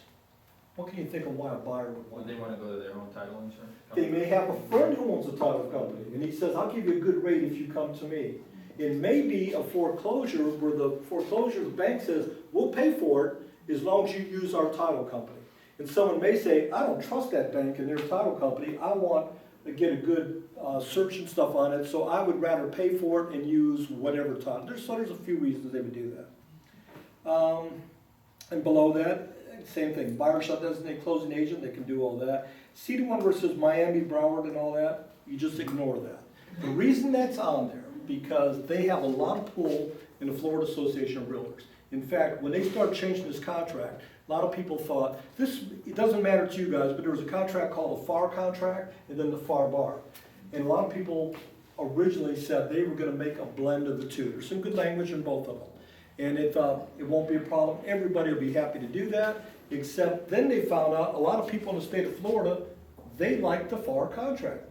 And they didn't want to blend it. They wanted to still do their own thing. So they let them have that, but for the ones that are using this, they said there's some provisions that are only to those guys down in Miami. It's not for us, it's to them. So that's why that's in there. Number D, 155, it's talking about survey. It says at least 5 days prior to closing, buyer may at buyer's expense have real property surveyed and certified by a registered Florida surveyor. This is the paragraph, I call this the play nice paragraph, because there's not any teeth in this thing, but it says if you as a seller have a survey, you are to give it to the buyer, okay? And, but even if you're positive that buyer or that seller has a survey and he doesn't produce it for you, sorry about that, you're gonna have to get your own then. Now here's one thing you'll hear sometimes. Someone will say, well, I'm going to X bank because X bank does not require a survey. Okay, anyone ever heard that? Yeah. They're lying to you, okay? They do require a survey, and 99% of the time. Now the reason they're saying that is, because it sounds good, it's gonna be cheaper, it's gonna be $400 cheaper at least, and they say, no, we don't care if you have a survey. If they ever tell you that, just ask them if they require an ALTA Form 9, okay? And they'll say, yes, we do. Then you have to have a survey. No, we don't care about a survey. but you gotta have an audit Form 9. Yeah, we need that, then you gotta have a survey. It goes back and forth, round and round. All that means is the title company will not insure the legal description of this property unless they have a survey. And the bank says, but we don't care if you have a survey, but they still want the title insurance on ensuring the legal description and all that. So it goes round and round. I've seen one bank one time, and I know it was a mistake. Agent told me that, and I said, I just don't believe that. And it was Bank of America, and they really didn't require it. I think they just screwed up. But 99.9 probably % of the time, they're gonna require that, okay? Home warranty. Why do we have home warranty on the contract? Mainly because years ago, various companies, ERA was one local here, where they would always say, we're providing a home warranty on this house, cover blah, blah, blah, for a year after closing. Except somebody on that $100,000 house would offer maybe $90,000, and they would buy it for that, but that agent would say, or the seller would say, yeah, but at $90,000, we're not gonna do the warranty. That's fine. Except 9 months later, when something breaks, they go, God, I remember we bought that through them, it's got that warranty thing, so, and they would call and they'd be told, no, you didn't get the warranty because you didn't pay whatever it was. And there was confusion left and right, so what they decided to do, let's just put it on here, you either get it or you're not. So now it says, yep, the seller will provide it, buyer will pay for it, either the seller will pay for it, buyer will pay for it, or there's no one can pay for it, it's not on there. It's just a way to keep track of things a little bit easier on here, okay? And then it's got, if you're gonna do that, at a cost not to exceed whatever it is. Special assessments. When we're talking special assessments for the contract, we're not talking condo fees and things like that, or fees that a condo would assess. We're talking things through municipality, which in our case, we're talking about road paving, water, sewer, things like that. Something that has to be in place, put in by the county or the city, whoever it is. And then they did this again down here. It says, check one, seller shall pay installments due prior to closing, buyer shall pay installments due after closing. If they're prepaid, they're prorated. Or B, seller shall pay the assessments in full. And then it says, if neither box is checked, then option A shall be deemed selected. So if you don't check either one, they're saying you're gonna get the first one. That's the way it is. They're making decisions, again, for you, okay? We go on to disclosures. These are what we call standard disclosures. Your company may or may not have others in addition to this, but these are just the ones. Basically, you've probably heard of most of these. Radon gas. Radon gas, it just says naturally occurring radioactive gas that when accumulated in sufficient quantities may or may not present health risks. If you need to know more about this, see the county health unit. I'm not an expert on that, don't ask me, see them. We don't have radon gas here though, do we? Oh yeah, it was a big deal here in the early 90s. But you gotta remember, a lot of those pits and stuff in the highlands, those were phosphate pits. That's where radon typically comes from, so. I thought it was from the decaying granite, things like that. I didn't realize that. That I don't know there, but the phosphate ones are typically the ones where it runs concurrent with those, so. My daughter just bought one at $850 if you gotta have it. Well, here's the deal on radon. And radon's all over the country now, but let's just say one of Kyle's houses had radon in it. Do you know how you get rid of that? Mitigate. Open the doors, right? Open the doors, open the windows, because we don't have basements here. So it's not accumulated underneath it, it's under a slab, basically. There was a big deal in the early 90s here. The middle school was one. They had high levels of radon detected there, some other places. But that's what they finally determined. You really can't, and in fact, it was a big deal back then. People wanted their soil tested before they built a house, see if there's radon. But once you explain to them, that dirt that's under there is not the same dirt that's gonna be there. You know, we're moving dirt around, we're digging stuff and all that. It didn't make much sense to do that. Radon, I'm not saying it's passé now, but we never hear it anymore. No one does a radon test or any of that stuff. In fact, there was we had a house one time and there was radon. For some reason, it was like in the kitchen. It was more than other places. I don't know what it was, but do you remember that house in, what was the deal on that? On 44. Yeah, We had a Hickory Hills. situation with the closet, but they drilled it and put a thing in or Like a something. vent or something, right? A Yeah, vent. I mean, it just doesn't make sense, but that's the kind of stuff they do. That's the only Maybe it was one the by the way ghost. that I've ever, that's the only one that I've ever had. Yeah. That's the only situation we ever had with radon. Once. Maybe it was a ghost or something, you know? It might have been. I think it was. Then permits disclosure, except as may have been disclosed by the seller to the buyer in a written disclosure. Seller does not know of any improvements made, blah, blah, blah, if they didn't get permit. You think we have a lot of things in Citrus County they did without permits? Yeah. Let me tell you, I love this one. I also, one of the books that's in my head I'm gonna write is like crap in Citrus County we found in houses that are just bizarre. It's in a house a few years ago in, I remember where it's at, I don't remember the subdivision. Anyhow, so we're in this house, it was unusual, it was a 2-story house, kind of like a, what do they call it, like the walkout basement thing or whatever. And in the master bedroom, it had, in the closet, shoved in a hole, duct tape around, and some of that foam stuff, was an electric blower with the extension cord, just shoved in the hole like that. And it's like, what the heck is that for? So, looking around, trying to figure it out, walked in there, saw the wall, was the bathroom for the master, with a jetted tub. Apparently, the blowers went out, and that's how they did it. They shoved it in there, and they pushed the button, and now they had a jetted tub. So that was one of the better ones. Now, I'm fairly sure the county did not approve that thing, but there's a lot of stuff all over here. So. Mold. Now, mold was going to be a big deal. It's kind of been anticlimactic, not really bad, which is naturally occurring, may cause health risks and damage to the property. If you're concerned about that, get somebody who specializes in mold. Flood zone elevation. One thing a lot of people don't realize on the flood, on this paragraph now, it also says, if you find out after buying it, that thing is in either the velocity area out here or it's in the flood area basically, you could get out of the contract if you didn't know that. So, never seen it happen yet, but it could. It's going to. But now they've got the other thing. If you haven't heard, they also passed an extension of the what am I thinking of, the flood stuff the other day, the rates, so now that's going back down. So they're gonna extend it over a longer period of time. Energy brochure, how many people are giving people the energy brochure when they write a contract? Anybody? Doesn't surprise me, no one does it. And the reason they don't do it because it's just a pre-printed piece of paper, it talks about R factors and things like that. But if you fail to give it, almost like nothing else in here, if you don't give it to a buyer, there's absolutely no penalty at all. They don't even slap your wrist. So it's in here, but no one really does it. I would say I get like 2 people out of every 5 classes that may give it out. I'm not sure I believe them either. So lead-based paint. This is a serious one. If the house you're selling is built prior to 1978, in other words 77 and earlier, you have to give a lead-based paint disclosure. Why did they pick those dates for that? That's when the lead paint was used. That's when they quit making it, like in '78. Doesn't mean it wasn't on a shelf of some old hardware store, but for most intents and purposes, yeah, prior to '78, you have to have that. Homeowner association community disclosure, if there's any of that stuff there, you shouldn't execute the contract until the buyer has received and read the homeowner association. That can be a big deal. I've had people bought a house in Citrus Hills, not through me, but basically had their boat in their front yard and someone from the association yelled at them and said, you can't do that. Well, I didn't know that, who told me that? And it's like in your deed restrictions, I didn't know that was there. So, now who enforces deed restrictions? Who? Property owners association. Yes, not the county. And a lot of times people say, well, I'm calling the county, he can't do that, he can't do that. County could care less, okay?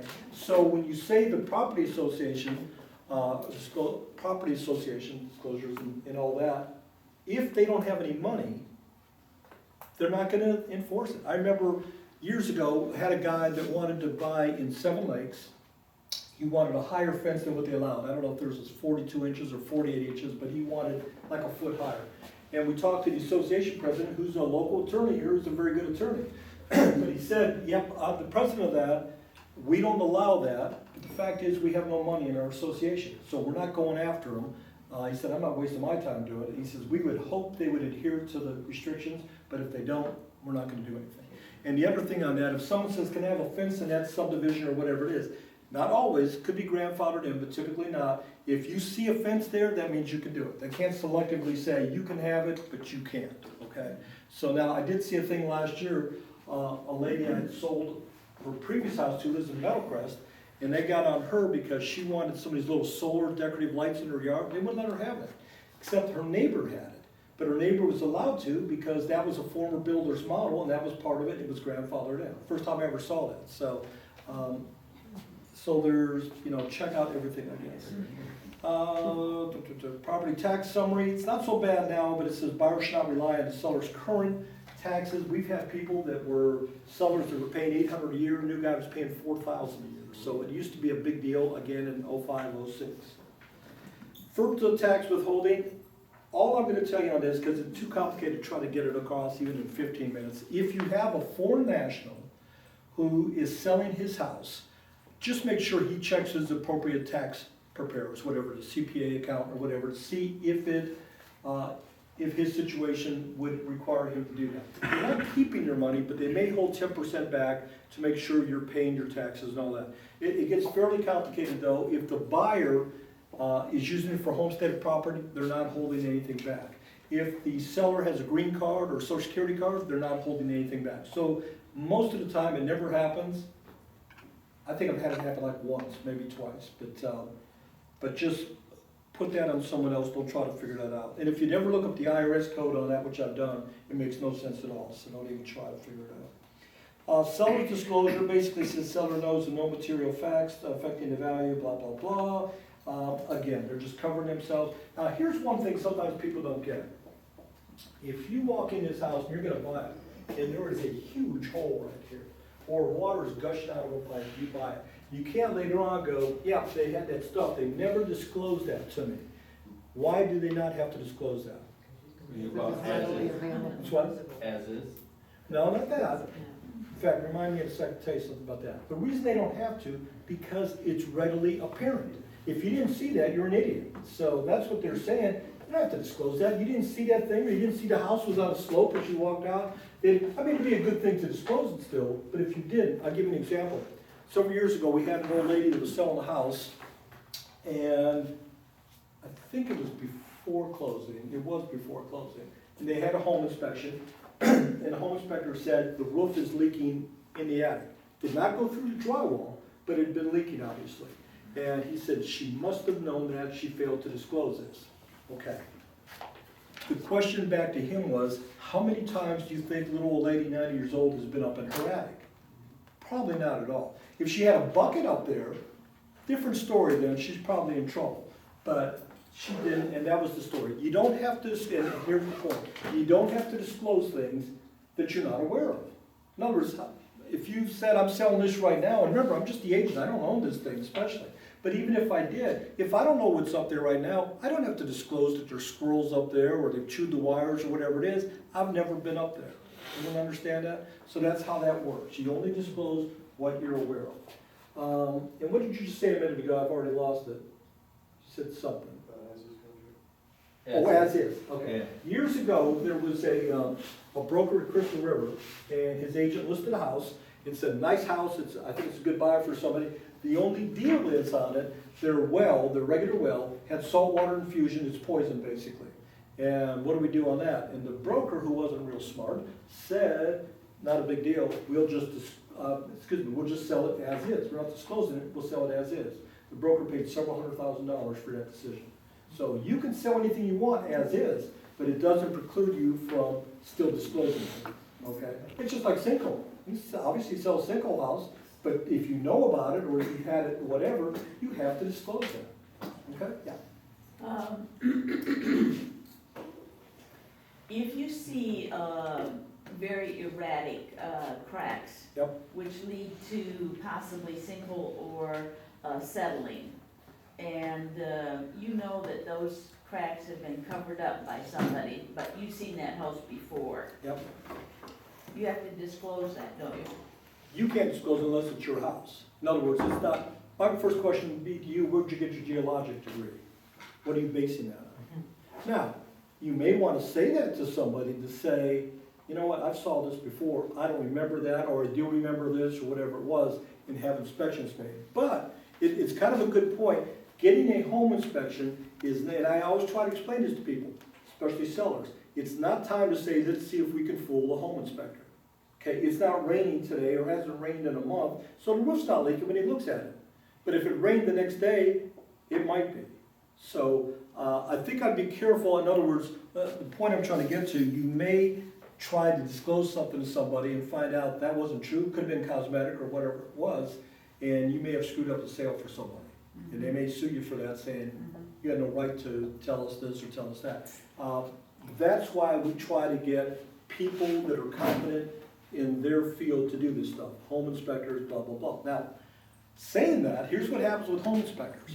Because people get mad at them all the time. I wouldn't be an inspector for anything, but what they're doing is, what? They're looking at a house, it's a snapshot of a home in time. That time is right now.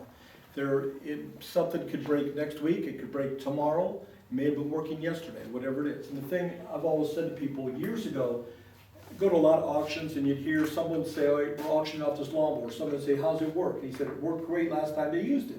And I thought, that's kind of a silly thing to say. Is that not true though? When something breaks, if you go out and start your lawnmower today, it doesn't start, you go, I just used this thing last week, right? It was working fine then. Everything works until it doesn't. They don't know that. So he's giving you a snapshot. Today, this appears to be in generally good shape, or generally, I always use the term, it's either the best house he's ever seen or it's the worst house he's ever seen, blah, blah, blah. He's just giving you his opinion. But it doesn't mean next week, I had a lady in Beverly Hills several years ago. I sold her house in Inverness. She had a new house up there. When I was up there, I said, that's a nice house. She said, yeah, but I've had problems with it. I said, like what? She said, within a month after I moved in, the refrigerator went out, and I had a home inspection. I said, I don't get the correlation. What does that mean? She said, I had a home inspection. He didn't figure out anything on that.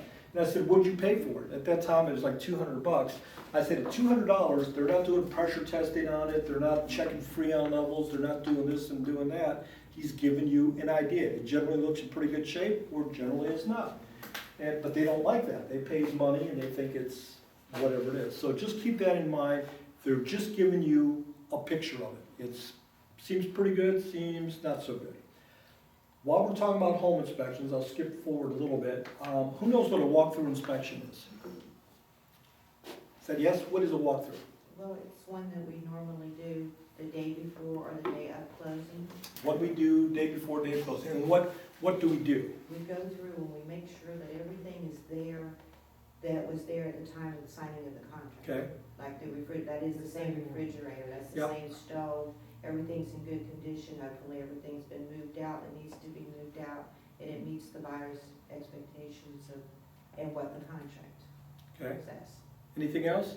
Maintenance of the yard and so forth has to be maintained in the position that you saw it. Do we do anything there? Do we flip on air or run water and all that? See, you were okay, but now you're going to jail. You were okay a couple minutes ago. Now, If they wanna turn the air on? if you would have just stopped, you would have been okay. But here's what happens. And I've done probably hundreds of these things. And I used to have my own little routine, how I did it. And I would say to them, just take about 15 minutes. Here's what we're going to do. We're going to go in the house. We're going to check to make sure AC or heat is working. Turn on dishwasher, run the faucets, flush the toilets, turn on the stove, the oven, blah, blah, blah. Everything seems to be working. Case, sign here, let's get out of here. Okay. Now what happens? About a month later, they call me. And the first thing they say is, hey, John, remember when we did that, word you used, we did that walkthrough. What did you just become? Home inspector. That's being generous. I would say you became a defendant. Okay? Because they're going to sue you on that. And the contract actually covers that now, and it basically says what? You were okay at first. It says we're going to do a walkthrough inspection, and the walkthrough inspection is solely, that's the word they use, solely to confirm that the items are in the house, they're supposed to be, blah, blah, blah. And if there were any repairs required to be made, they have been made. That's it. And I think it says something what you said about the maintenance agreement too. It has been maintained. Grass is cut, pool's not green, stuff like that. Because that's the important part of the contract. It has to be maintained.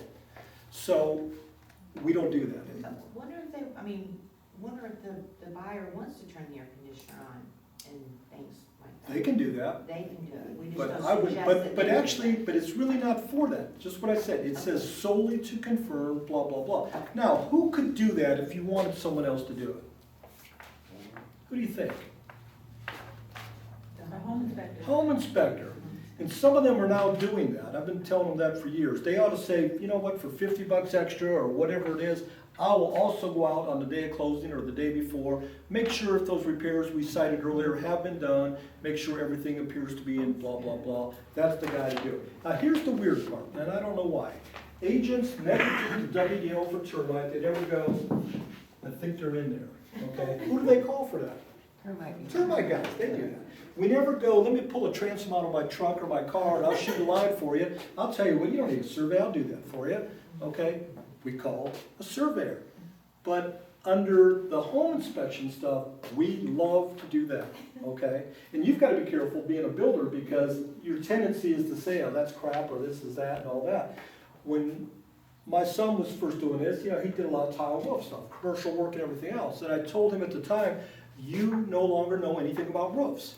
Yes, I do. I can tell you, blah, blah. I said, I'm gonna give you the John 10-second lesson on roof inspections. I said, because people wanna know this all the time. And well, how do you think that roof looks? So here's what you do, and you can all do the same thing. You kind of stare at it, and you go, I'm not sure, but I think it's a roof. Now, what does that mean? If you're asking me if there's 5 years left, 10 years left, new, old, bad, or whatever, who do you need to call? Not Ghostbusters, who? Roofer, okay, because they're gonna climb up there and look and do whatever it is and tell you, yep, it looks good. And that's a particularly kind of pressing problem with today because of insurance and all that. They definitely want the roof to be good and all, but we don't do that stuff. We shouldn't do it. We shouldn't do home inspections. That's when you're gonna go to jail. I had a, oh gosh, probably 7 or 8 years ago, had a guy that was suing. It was really bizarre. He was suing not us as not us as agents or a company. He was suing the seller because he said the seller didn't disclose some things. There was a bunch of things he had, but one of the things was he said, and she left a cat there, and the cat had fleas. The fleas got in the house is now infested, and we have to fumigate, blah, blah, blah. So we had to go to court. And I wasn't involved, but somehow they called me in as an expert witness, and I was supposed to testify. I never even got to that point. They're sitting there, and the judge said to him, after hearing the complaint, do you have DNA testing done on the fleas? And everybody in the court looked at him like he was an idiot. And the guy said, no, I didn't do that. He said, how do you know the fleas were from that cat? Dismissed. Now, most people thought, he's just doing that because he knows it's stupid and we're not going to spend a lot of time on this. But there's 2 points here. When you screw things up, or even if you don't, and it ends up in court, you never know what people are going to, you know, rule against. Same thing in the association here. If you ever have charges brought up against you on something, you did this or did that, you can't say, oh, that's just stupid. Everyone knows that's not it. It's people like you that are judging other people, and you may say, oh yeah, they got screwed, or they screwed them, or whatever it is. So don't just assume that stuff's going to happen, okay? Okay, maintenance, this is the one, it used to be under the old contract, it was paragraph X. It's now called property maintenance, and it says, except for ordinary wear and tear and casualty loss, I'm not sure if it's X, but I think it was. And it says, seller shall maintain the property, including but not limited to lawn, shrubbery, and pool, in the condition existing as of effective date. So what they're saying here is, man, you've been trying to sell that house for 2 years, you finally got a contract out, and you can't say, good, I hated that pool, I'm never going over there again. And 30 days later, the lawn needs cut, the pool's green, and all, you can't do that. They expect it to be in the same condition it was when they wrote the contract. What about if somebody's buying a house, even as is, they do all their inspections, and everything seems to be working, home inspector says everything's fine, and prior to closing, something breaks. Water pipe breaks, air conditioning quits working and all that. Who's responsible for what? You're buying it as is. Seller is still responsible because at that point, you were still buying it in the condition it was when you made your offer, and if something breaks, even if you had inspections, it has to be fixed prior to closing, okay? All right, now the main difference between this contract and the regular, I don't even know what it's called, just the regular FAR/BAR contract, the main thing, there's a couple things, but the main thing is this inspection stuff here. So under this, it basically says, okay, your inspection period, at the top of the next page, which is line 229, it says buyer shall have blank days, and again, if you didn't fill it out, it's giving you 10 days. Oh, excuse me, is it 10? 15. I know my glasses, okay. Giving you 15, you can do anything you want. 1 day, 5 days, 10, 15, whatever it is. And then it says to make any and all inspections you deem necessary or desirable, and that means anything. And it's kind of nice, you don't have to be much of a salesperson to sell a house with this, because it basically says, you're a week into it, and now your wife sees it for the first time and says, I told you I wanted red walls. This is not red, I don't want to buy this house. That's pretty stupid, but I've seen more stupid things. So they can get out of it now. Nothing for the seller to do. So the answer is to the sellers, when we get a contract as is, we need to say to them, you're well on your way to selling this thing, we're not through yet. We have to get through these 5 days, 15 days, whatever it is there. And this is the time to make any and all inspections you want, whether it's for permits, the physical condition of the house, termite, whatever it is. And we call it a free look. You can get out of the contract within that period of time, okay? And the what? The advantage to this for a buyer is what? It's pretty obvious. He's not tied into anything. He can get out of it, makes sense. To the seller, what's the advantage? The advantage is he thinks he's got his house sell, and probably, not always, he's not locked into this, but probably if, let's just say the air conditioning wasn't good. The guy's Vandersing's 20 years old, it's gonna go out any day. He's not locked into it, neither party is. In other words, that buyer could still get out, but the seller could say, I'll pay that, okay? If you like it still, and that's your only problem, I'll put a new air conditioner in, blah, blah, blah. So that's the gist of this thing here. Any questions on that? And, yes? Do you ever see the date changing much as part of the negotiation in that? Yeah, sometimes they'll say, you know what, I waited 15 days, but, yeah, I want that fixed, but if you're saying you guys can't get to it for 2 weeks from now, I don't want to close, you know, you could close and say, as long as you're gonna do it, it's in writing, blah, blah, blah, or some people say, no, I want it to be all done first. So, yeah, they would change on that. But again, it's just what we said earlier, it still has to be agreed upon by both parties. If you saw a contract where they went down to, say, 7 days or 5 days for that, For the inspection period? yes, Yeah, right, okay. and you're up against another contract, is that a weighty enough issue possibly, for your seller, do you think? Or don't you think that that really plays into the decision-making for I'm not sure I understand the question. changing the date, or changing the amount of time of that period there, say from 15 to 7? Oh, yeah, that makes, now, here's what happens on Does that that. make a stronger contract? Yes, and here's Because I why. think it does. Yeah, it does, and here's why. You guys have all seen these TV shows like, I don't know what, flip this house, or buy this house, or do whatever it is, and they use a word called staging. What does staging mean? Making it look nice, so it's. Make it look set. nicer. Might just be painting the front door, throwing a wreath out there, put some flowers, mulch, whatever it is. You're trying to give it that first impression thing. Using the same analogy, what does staging a contract mean? If you say, I'm gonna stage this contract because I got a feeling this is a good deal, I bet we're gonna get 2 or 3 other offers within a couple days here. So you're saying, I'm staging my offer. What is staging it? Just what you said. Instead of saying 15 days, you know what, I like it. I called the inspector, he already said he'll work with me anytime he needs. Let's put 3 days in for the inspection. There's no sense having 2 weeks if you don't need it. So he'll say, I'll get this done. That way the sellers know right away, either we're moving forward within 2 days or we're not. It could be everything, your escrow deposit. We talked about $1,000. I'm giving you $10,000. Is that better for the seller? Probably. There's a lot of little things like that you're doing. Closing, I'm cash, I'll close in a week if you can do that. You think most sellers would like that? Empty house, not? Probably, yep, I'll do that. So that's my term for making that look more attractive, you stage your contract. So I think absolutely, yeah, you say, you're trying to pretend like, look, they're reading this thing, what would they like to see as a seller? Boy, I wish that inspection period wasn't so darn long. We'll do it tomorrow. Or wouldn't recommend it, but no inspections at all. In fact, I just sold one, cheap house, single house, the guy buys them and fixes them up and all that, but he says, I don't want anything. Tell them I'll close tomorrow if they can do that. I'll just pay this and blah, blah, blah. Yeah, that was attractive to the estate on that. We don't have to do anything, there's nothing there, it's done right now. When we say we accept it, it's over. So, yeah, that makes sense, I think, for a lot of people. Okay, and there's the walkthrough inspection one we saw again, and yeah, pretty much what we talked about on there. And sellers, this is about permits, just says if there are some permit issue stuff, the seller will help on that stuff. Number 14 is a cover or butt paragraph, and it basically says professional advice, broker liability, broker advises buyer and seller to verify property condition, square footage, other facts, and blah, blah, blah. And this one's kind of silly. They told me this means, because a huge condo's down in Miami, but it says broker does not reside on the property. Talking if it was condo complexes, we don't know all the stuff they're going through and all that. It says agrees to solely rely on seller, professional inspectors, governmental agencies for verification of property condition, square footage, and facts that materially affect property value, not on representations, oral, written, or otherwise, of the broker. Now, why do they care? Why do you think they mentioned square footage in there? You can guess? I'll tell you why. This one came from California many, many years ago.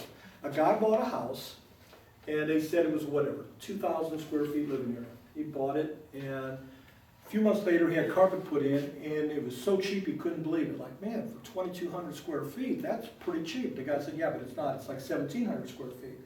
So I was told it was this, so they went to court. And the judge asked him a simple question. He said, did you buy this thing because you're analytic, and you basically said, okay, at 2,200 square feet times X amount per foot, boy, that's a pretty good deal, I'll buy that. Or are you one of those people, it was just, man, I'm overwhelmed, it's a beautiful house, I like this, I like that, and that's why. And the guy said, I'm analytical, and I thought it was a good deal for 2,200 square feet. And the judge said, in that case, you owe payback. You bought it basically under false pretenses. You thought you were buying a bigger house than you did, so they owe you money on that. Okay, that's simple. Ever since they did that, it's covered in here now saying if you think square footage is an issue, don't trust us. Either measure it yourself or get someone who's a professional that can do that. So there's stories behind every paragraph in here. And you think I'm kidding, but okay. Okay, it talks about, sure, I'm going to go through most of this. This one number C, ingress and egress, just basically means you can get to the house, get out of the house. We're not selling you something in the middle of a bunch of acreage that you can't access. That came from many, many decades ago in Florida. People were buying stuff in the middle of a swamp or middle of a forest, and they said, that's your property. If you could get to it, it's really nice. And they couldn't. And there's still, especially in Floral City, there's a lot of parcels around here that are like that. They usually have an easement or something, but there's some, I think in the Brandon property down at 581, I've been told, I need to ask Matt that someday, but I've been told there's a parcel in the middle of that, 10 acres or whatever, right in the middle of their stuff there. So, and I know up here, where we at? Down here by Lowe's, kind of going, there's like a drive to the left of that, going up there. Years ago, that was a subdivision, you couldn't access it. So they were selling lots there, but you couldn't get into it. So, and I think eventually they did get some kind of an easement or something. There's an easement there? Yeah, okay. Lien, seller shall furnish to the buyer at closing an affidavit saying they haven't gone out and done anything else to put a lien on the property. The reason they have that paragraph in here, they use that against you. As the seller, you sign an affidavit and they say basically you haven't gone out, taken a loan, you haven't done this, you haven't done that. That's correct.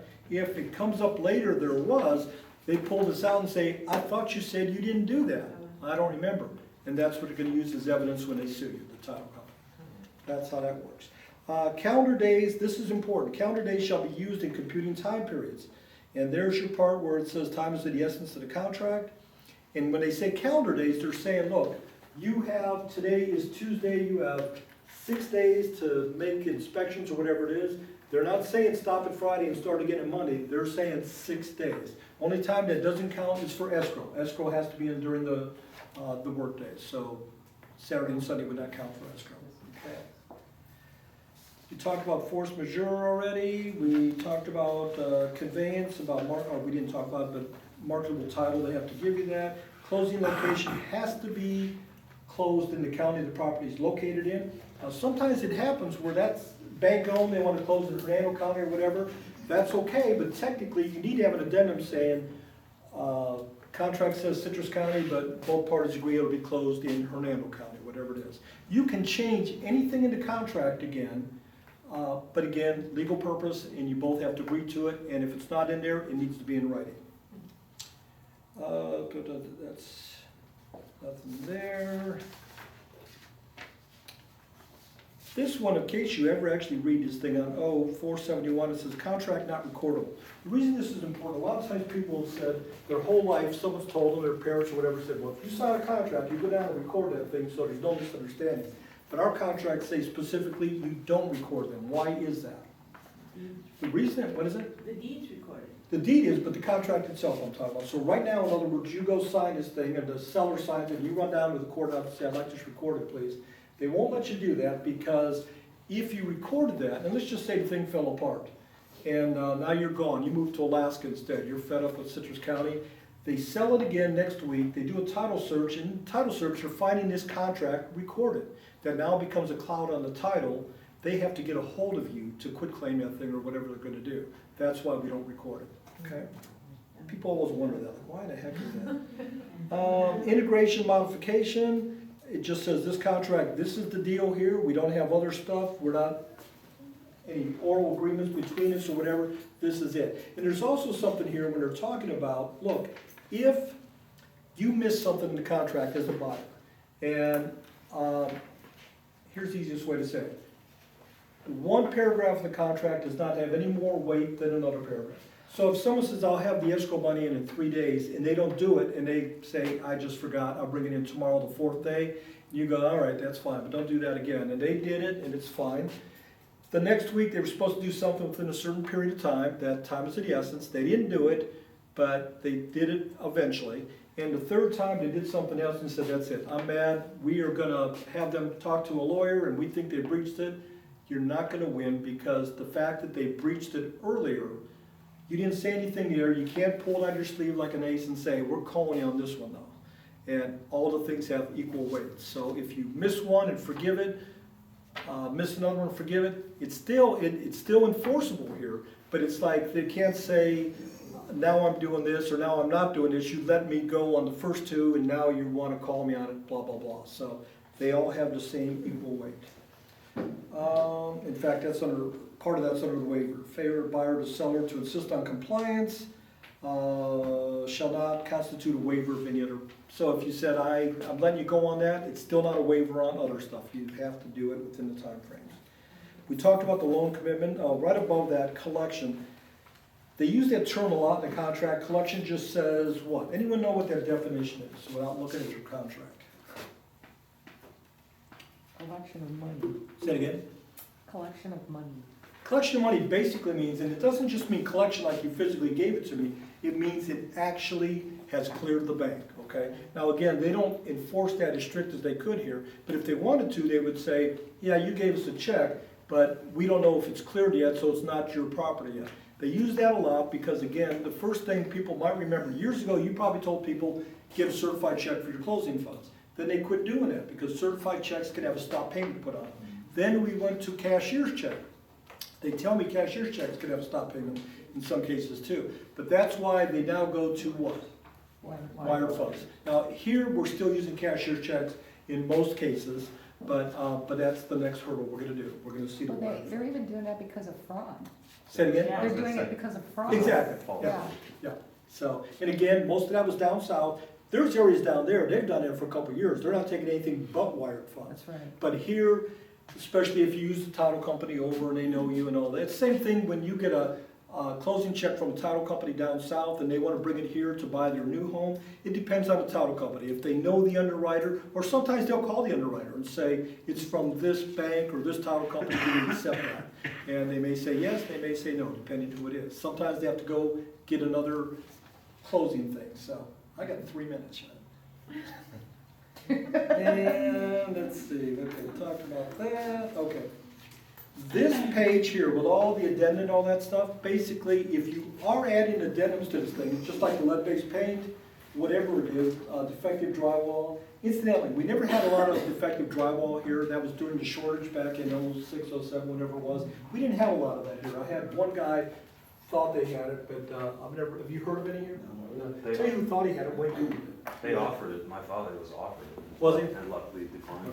Wayne Cooper told me one time, he called me probably a year after we sold the house and said, these people have this, I hadn't even heard of it that time, it was right before the story broke, and he said, they have this new defective, I thought he was crazy, this defective drywall. And Wayne's a pretty stand-up guy, he's a little bizarre, but he's stand-up. But he said, here's what I want you to do, it was in Salina Hills, find another house just like the one they bought, I'll buy that one and we'll have them trade houses.